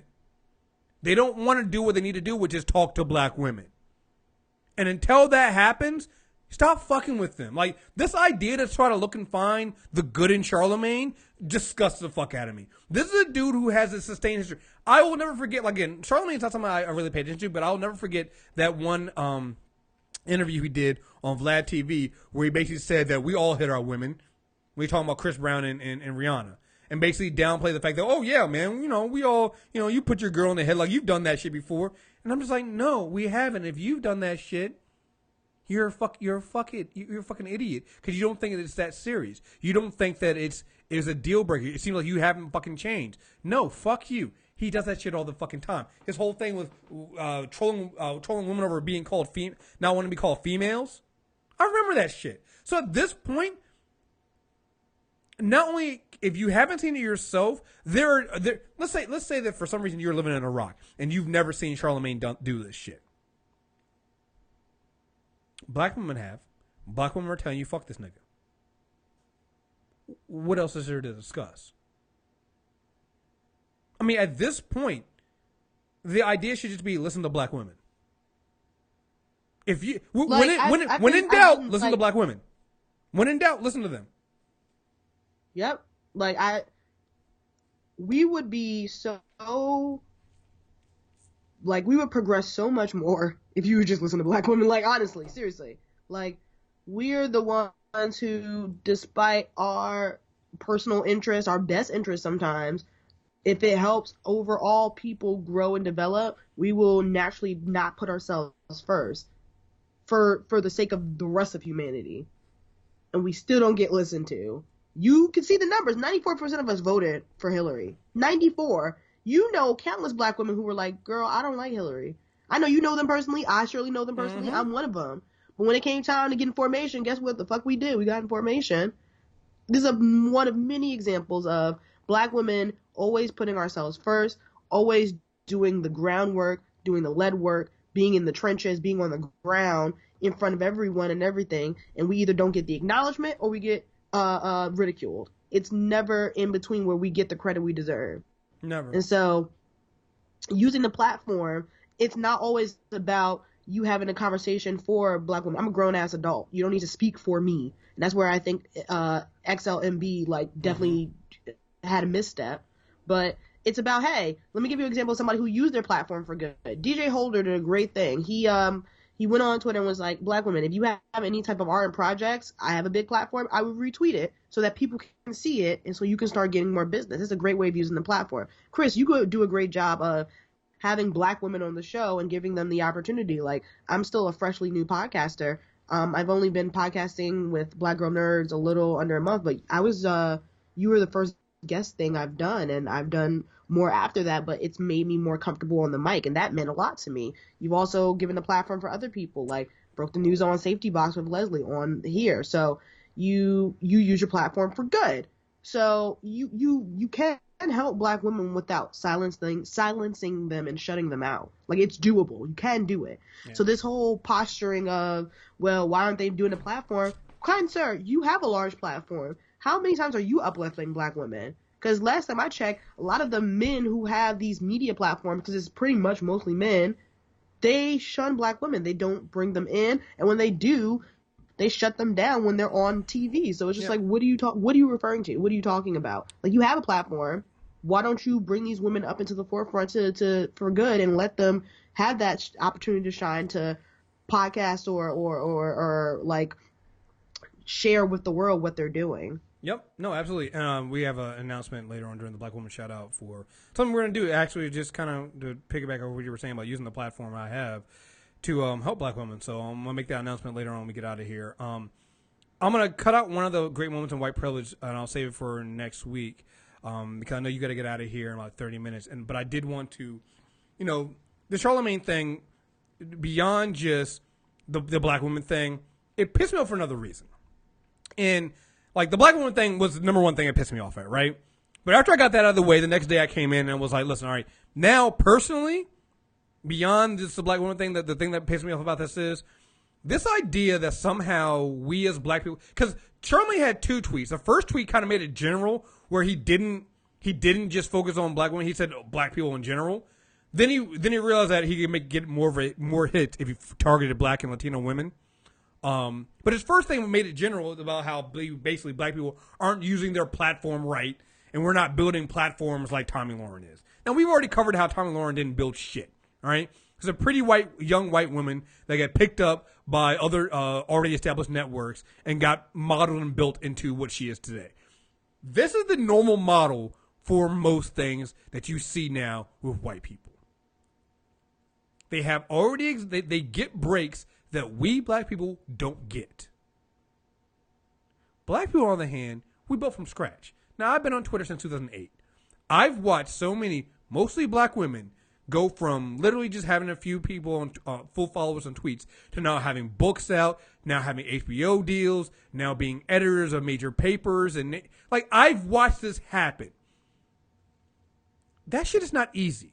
Even when I've seen those success stories, they're far and few between. Because we do not get those opportunities. I've been podcasting since 2008. All right? Like, I'm here to tell you right now, the people don't knock down your fucking door. You have to struggle, you have to work, and even when you're doing all that stuff, sometimes it still doesn't fucking matter. All right? Running your own business, running your own platform, that is not easy. That is not an easy thing to do.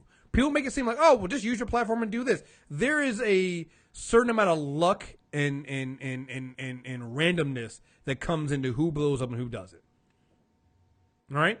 And when you add in the fact that you're Black people, especially with Black people, listen, not only that, but a lot of times, like, it's been a miracle seeing some Black people succeed, because a lot of those Black people that succeed, they've done it without having to compromise their Blackness. So many times I've seen Black people who did succeed and did get those big breaks, is because they do the Lee Daniels shit. Well, they do the Cam Newton shit where all of a sudden all lives matter, and they have to bring Frank Lutz in to kind of tone down their Blackness. You are not allowed just to be Black. You're not allowed. Do you know how many times I've been emailed and been told on Twitter, well, I liked your show before you guys started talking about the Black stuff? Well, we've always talked Black stuff, but are you serious right now? So what do you want me to do? Not talk about Black people being murdered in the street by cops? Not talk about the systemic racism that we face? Like, we can't do that. Like, white people don't feel comfortable listening to shows about that kind of shit. So when you sit there and tell us, well, use your platform, it's easier for Tomi Lahren. let's say she did build her own platform. She didn't have a network. It's easy to sell that shit because there's way more white people that agree with what she's saying than black people going, hey, listen, Black Lives Matter. Don't say all lives matter, say Black Lives Matter. There's more people that agree with Tommy Lauren. White people. They get the breaks. We don't. Look at it now. I mean, when you go and look at the podcasts out there, look. Oh, there was a chart that somebody did, or a little graphic somebody did that showed all of the major podcasts out there. It was like all the major podcasts out there, and it was like came from 5 major networks. That's why most of them weren't people of color, because people of color aren't in those networks. Yeah, the networks aren't picking us up. End of year podcast lists are coming out and whatnot, and so obviously we have those debates. We just had the support, people of color pods hashtag that went on yesterday at noon, and we had a great discussion on what it is like being a person of color podcaster. And from our experiences, you see those types of lists where major Apple or other folks, like if it's not from under a major umbrella group or a major mainstream group, the independent ones kind of get snubbed and ignored. And so it's very, very few, if any, people of color podcasts. But there's a bevy of podcasts that are out there, yours included, where it's like, they do quality work, great content, but they're not going to get the love that the major ones do because they don't have a lot of eyes. Like, you guys are doing well and you're doing successful, but because you're not mainstream, it's not as successful as it could be. And it's definitely interesting. And to go back to your point about people getting breaks, like we just mentioned Issa Rae. Before Issa Rae had that HBO show, she definitely was going to be doing a pilot called I Hate LA Dudes with Shonda Rhimes on ABC that got scrapped. So she had to start from scratch and figure out what else she was going to do. Like, there's a lot of ups and downs when you're a black in this entertainment or art, or creative space, where there are going to be some times where you're going to get a hit to the chest and you don't know what you're going to do. And you got to have to rebuild and reconfigure. It's not all smooth sailing. Like, Tommy Lauren's only like 22? She's younger than me. 24, yeah. So this is her kind of first job out of college, essentially. And, she's being primed to be a baby Ann Coulter, but that's just out of college. Like, I remember my job out of college. It was fine. Like, it was a great foundation, but it's nowhere near as great as the job I'm in now. And I still have a ways to go. I'm only 25, and I've had those ups and downs. She's 22 with this platform. And it was given to her. It was handed to her. And the fact that we have black people, particularly black men, who forget the trials and tribulations it takes for a black person, not even specifically black women, just black people in general. We have to work twice as hard to get halfway where white people get. How do you forget that? Well, I mean, it's like, and especially this week, we've had, like, in the last couple of weeks, you've had a couple articles come out. One, I think, was Octavia Spencer talking about how, for a while there, she was only getting roles for being a maid in movies. Right. So there's that. I think Taraji P. Henson came out and said about how it was, Tyler Perry was the first person to actually get her, tell her to get paid the way that everybody else is getting paid. Because she would do these roles, and she would do this work, and she would get like literally like a quarter, if that, of what her co-stars were getting. These are established actresses, all right? Yeah, like look at Viola Davis. If it wasn't for Shonda and Peter Nowak giving them getting her How to Get Away with Murder, people would have just saw her You Was Kind, You Was Smart, You Was Important main role, and would have typecasted her because they were in the same movie together. Octavia Spencer won that Oscar for that. And so, and she was in the same movie as Viola. If Viola didn't have How to Get Away with Murder, she wouldn't have been in Suicide Squad. She wouldn't be getting these big looks. She would have been typecasted as a maid and what. So this idea that somehow, just work your platform and do that, and that's it, it's a lie. It's bullshit. It is complete and utter bullshit, because even the people that succeed, even if they forget or have forgotten how they got there, the videotape don't lie. We know how you got there, and we know that it wasn't easy, and that a lot of it comes down to fucking luck or somebody else giving you a break when nobody else would. And that's what happened with so many of us. So many of us are waiting for somebody to give us a fucking break and give us a listen to hopefully break through. And if we don't, we keep grinding. Like, this is not easy. This is not, like, the idea that somehow Tommy Lauren has to struggle to do her fucking show, that is her full fucking time job. So many many of us are sitting here working full-time jobs, then also doing this on the side, or we got other things going on. Like, we're sacrificing our lives, or we're sacrificing our money. We're sacrificing, listen, I sacrifice upper mobility in my job because I know if I move up in my job, I will not be able to run the network like I'm running the network now. So I have literally opted to basically stay at the same level I am at any job I go forward with because I don't want to be a manager. I don't want to do anything because I know doing that would mean less time doing this other stuff. Those are the sacrifices that people like me and other people that have these, and again, that's just me. I still got privilege there, right? Other people have even more sacrifices who are doing this and running these networks. So the idea that someone to compare us to this blonde, blue-eyed, racist 24-year-old who has had the world handed to her on a platter, go fuck yourself. And I'm sorry, like, I don't want to see anybody else who is woke or half woke being on with Charlemagne. This dude is he's a fucking joke. Leave it alone. Stop it. Just too fucking much. I'm really sick and tired of people giving this dude a fucking chance, man. It's just. And if you want to love on and support 20-something-year-olds, I am 25. You guys got my Twitter name. Just love me. I'm great. Chris can confirm that. I'm awesome. So yes, you can. There's other 20-year-olds and other young people who are trying to grow a platform. Doesn't matter the age range, but there are black folk who are growing the platform. And if you feel like they need the shine, use your already established platform and give them that shine. Like, it's not nothing to put another black person on. I want us to get over this crass like thinking of, well, we're going to be the only one. No, I am pro black nepotism. I said it. I am. We have so much history and so much receipts on nepotism working against our favor. Anytime I see a black person, I try to put them on in any way, shape, or form. I always do that. I'm always trying to look out for other black people because I care. If I have a leg up, I'll be telling my friends, yo, you want to work at my job? Let me know. Send me a note. Whatever we got to do. Black nepotism is real. We can use it. We can utilize it and not feel ashamed about it. That's what white people do. I mean, how do you think half these people get where they get? They got there because of that. That's how these other people they didn't get. No, I'm not gonna say they didn't get there because of hard work. They got there because of hard work, but they also got there because of who they know and people putting them on. I mean, that's just what it is.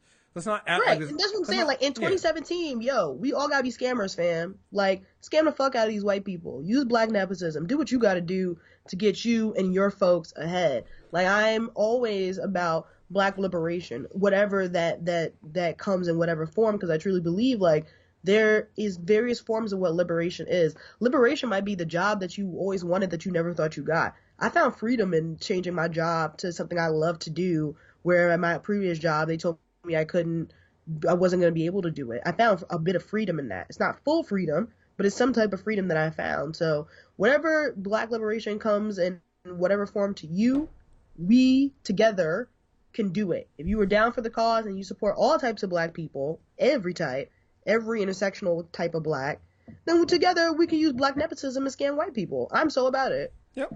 Down for that. All right.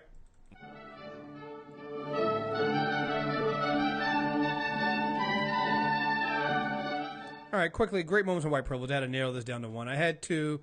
I'll do the other one next week. This is a great one here. This is straight up scumbag internet eviscerates Rick Santorum for telling a dreamer to leave his country. Yeah, I don't know if you saw this one. This is yeah. I have not. Elizabeth Vilchis. Yeah. She is in fact a young dreamer, and she's got a question for you. Yes, thank you for having me, first of all, and for letting me be part of the discussion. Growing up here in America, one thing I always heard was that there was a shortage of individuals who entered careers of science, engineering, and technology. And so I decided to be part of the solution. I actually earned a degree in mechanical engineering. I have a career in the technology sector, and I've spent almost a decade working with students, getting them to focus on entering careers in engineering. And I stand to lose all the work that I've done if the new administration decides to end DACA, which is the program that allows undocumented individuals like myself to have the ability to work. It's not an immigration status, it's just the ability to work. lose my career. My career will come to an end if that program ends. And I will also potentially be labeled for deportation, which means that I'm going to be removed from the communities that I've contributed to so much. And so as 2017 starts, I'd like to ask for your advice. How would you advise somebody like me for planning my future and what lays ahead?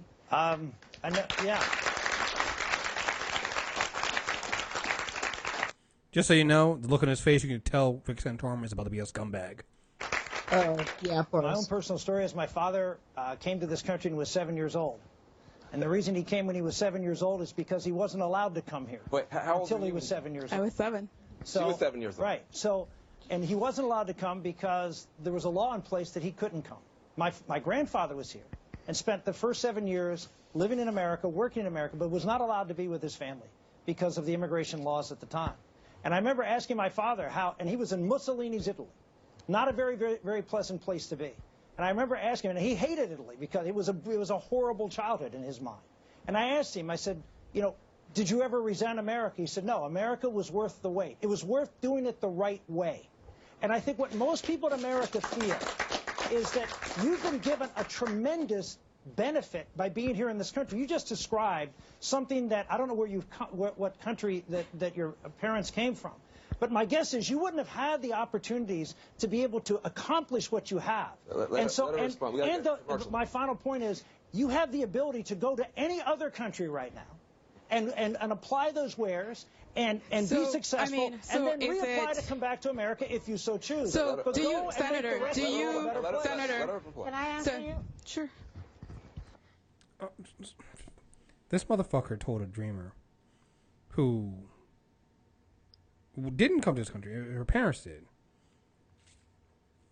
that even though she's gotten a skill, a technical skill, mechanical engineer, and has used that skill to train how others become mechanical engineers, that she should leave this country, take her skills to another country, and then reapply to come back into the United States the right way. But she's born here, isn't she? Yeah. Her parents are undocumented, but she's born here. Yeah. Yeah, you know what? I give up. Actually, she might not. You know what? No, she was not born here, but it's the program where she was probably born in another country with her parents. Her parents came in illegally, but the program allows the kids of undocumented immigrants to stay and work. Right? This reminds me of after the election, because we didn't talk about it, but after the election was stressful for me because I kept thinking, I have a close friend of mine who's Mexican and her parents are undocumented and so is she. And I kept thinking, I texted her, I was like, are you all right? Like, after the election, because I was I have friends that I might get deported post this election, right? I have friends who are not Syrian, they're Pakistani, but white folk don't know the difference. I have friends who are of Muslim faith who I'm concerned about them in hate crimes because a lot of them have been happening, especially in the city, because I live in New York. Things like this, people just don't understand what you're asking folks to do when you're saying just go home back to your country. And that always cracks me up, that just go home back to your country if you hate it here so much. It's like, well, can you go back too? Because this is not your land either. Yeah, no. First of all, this is your country. No matter what he says, no matter what anybody else says, this is your country. And I, as an American, I, as an American, he just said that's not what the law said. Like, beyond just the idea of telling this young woman that, well, the law said you got to go back, even though it was no fault of your own that you were in this country. No matter the fact that you learned here, you're a productive member of society, you pay taxes here. No matter all that stuff, this is not your country. You got to go back. There's always been this talk about how there's a brain drain from the United States, about how people come over here. They get educated in the United States, and they take that talent and they go back overseas. People from India, whatever, they come, they get educated in the United States, and they leave. And people are talking about how that brain drain has been hurting the United States. Rick Santorum basically told somebody who in this country got educated, has a skill, been teaching other people how to use that skill to leave this country. That is the white supremacy and the white privilege of this. They will cut off their own nose to spite their face. Like, this is exactly what you want. You want her to stay here. You want her to do this job. Here's the thing. Listen, I said this last week. No, them coal jobs ain't coming fucking back. Like, people keep talking about trade, and Sanders did the same bullshit, talking about how it was trade deals, or trade deals would make. It wasn't fucking trade deals. You know what it was? It was a fucking iPhone. It was the automation. It was the machines. That's what fucking took your job. The fact that you go to a fucking grocery store and you use a fucking self-checkout. You see that Amazon Go shit? Yeah, Nigga, no, listen. Amazon Go. Nigga, listen. It's happening. That's the fucking future. So if you have a bunch of low-skill, low-wage jobs like that, our focus should be on training people in the next skill. We just did the review for Hidden Figures, and I'll do this very quickly so we get to wrap up. I know you got to go soon. We did Hidden Figures, right? And one of the things that Hidden Figures, Octavia Spencer's character, they were going to get these women were going to get the black women were going to get replaced by the IBM. Matter of fact, a lot of the people there were going to get replaced by the new IBM machine computer that's being brought into NASA. Right? You know what Octavia Spencer did? She got them girls together. She taught them how to use that machine, so that they were the only ones who had that skill. And we're starting to see that now. Like, people who don't have a college education or do not have this fancy Ivy League degree, there are now programs in place to teach black girls how to code, or like other black lower class people how to code, so that if they do want a better, higher paying job, they can be fully immersed into the tech world. Like, there's a lot of companies that are doing that now, who are offering free online programs or like free low-cost programs to learn how to code and get into the tech and engineering world. Here's the thing. If your job is going to be replaced by computer, then your job needs to be, your focus should then be on, how do I learn how to maintain that computer? How do I learn how to maintain that fucking robot? That's the fucking future, all right? This idea that you're going to cater to people who don't want to learn, who don't want to evolve, sorry, at this point, it's evolve or die. It really is. And if you're going to sit there and believe these politicians who are telling you they can save your job by limiting trade deals, or by kicking immigrants out, or by doing all that other bullshit, you're going to find out quickly you are still obsolete. That it wasn't the immigrants, that it wasn't the fucking trade deals, but it was automation and it was fucking progress that made you obsolete. So you either get with the fucking program, or you sit here in your fucking bigotry and go with it that way. Those are your only two fucking options right now. And just for the record, fuck Rick Santorum. I can't believe Rick Santorum is still a fucking thing. All right? He shouldn't have been a fucking thing back in 2000, and I can't believe he's still a fucking thing. Rick Santorum's still a piece of shit. Yeah. Also, just side note, all these complaints about these low class, they're taking away all the lower jobs. It's like, well, y'all weren't doing it before. Guess who the fuck were doing it then? Right. People of color. And happily doing it. And getting minimum money, more money than they should, but they were still being able to live and thrive off of that funds. So then when you deport all these people of color, then what? Who's doing them jobs then? All right, guys, let's move on. Last thing until we get out of here. This week's Black Woman shout out. This is going to be a new part. This is something I was mentioning before. Again, after having Leslie on last week and literally seeing the shit that, like, I spent most of my week trying to defend Safety Pin Box because I just felt like it was important. Like, there's no way I could sit back and watch them get the shit they were getting, and it's something I've been thinking about lately is what else I can do. So this is what I'm starting. From now on, a new part of the Black Woman Shadow will be promoting businesses, events, causes by Black women for free. So if you're a Black woman business owner, or you want free advertisement promotion for an event, your business, whatever you got, send an email to bwbusiness@mtrnetwork.net. Include whatever information you would like us to share, links or anything like that. I'll make sure that not only do we share it on the show, but I'll include it in the show notes. And I'll also put it in our weekly newsletter. You can also let me know that, hey, if there's a particular show on the network that you want to support. Like, let's say you have a business that involves you're a black woman and you have a sports therapist business or something like that. If you want to advertise that on the Unanimous Decision with DPOM, you let us know in that is a specific show you want to advertise on. We'll do that. If you have a black woman, you have a podcast that deals with let's say comic books or something like that, and you want us to advertise it on a character corner, let us know. We'll put it on there. So whatever it is that you have, you get.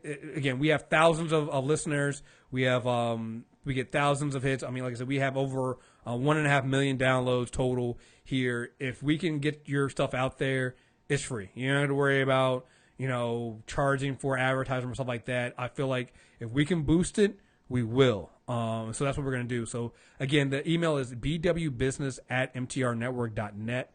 I reached out to Leslie about this before I got started, and she actually reached out to some people, and we actually got an email from somebody. So here's one of the first ones we have.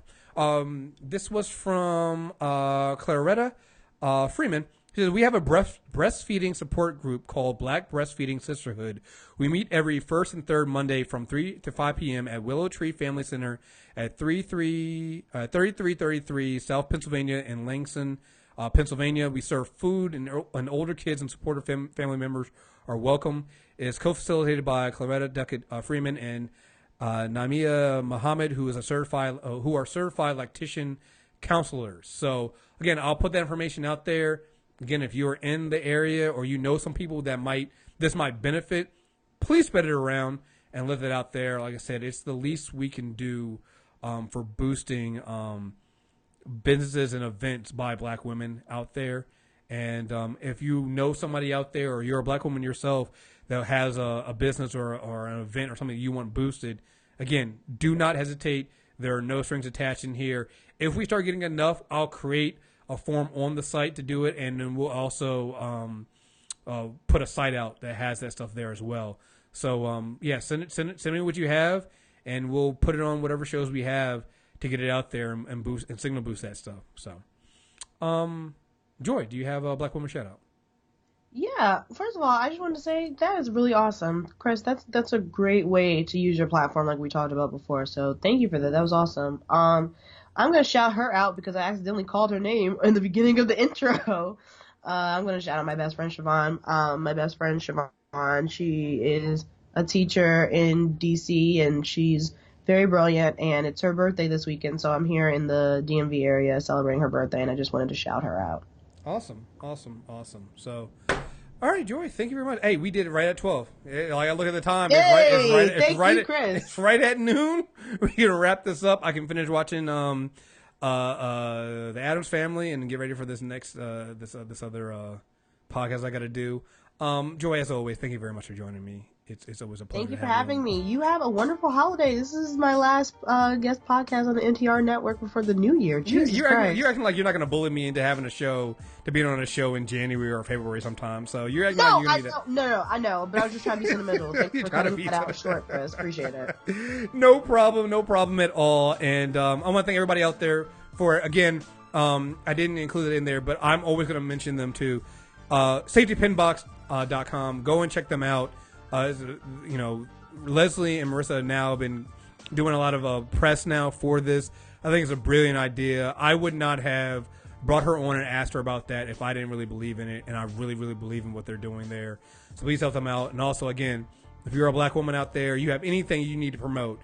I don't care if it's your podcast, like whatever it is, man, whatever it is that Black women are out there doing, if you want that boost, let me know, and we'll put it out there. Again, this is something I've talked about with other people on the network, and we're all in on that. So we'll do it. So again, it's Andy. Check iTunes, Stitcher Radio, mtrnetwork.net, movietrailerreviews.net.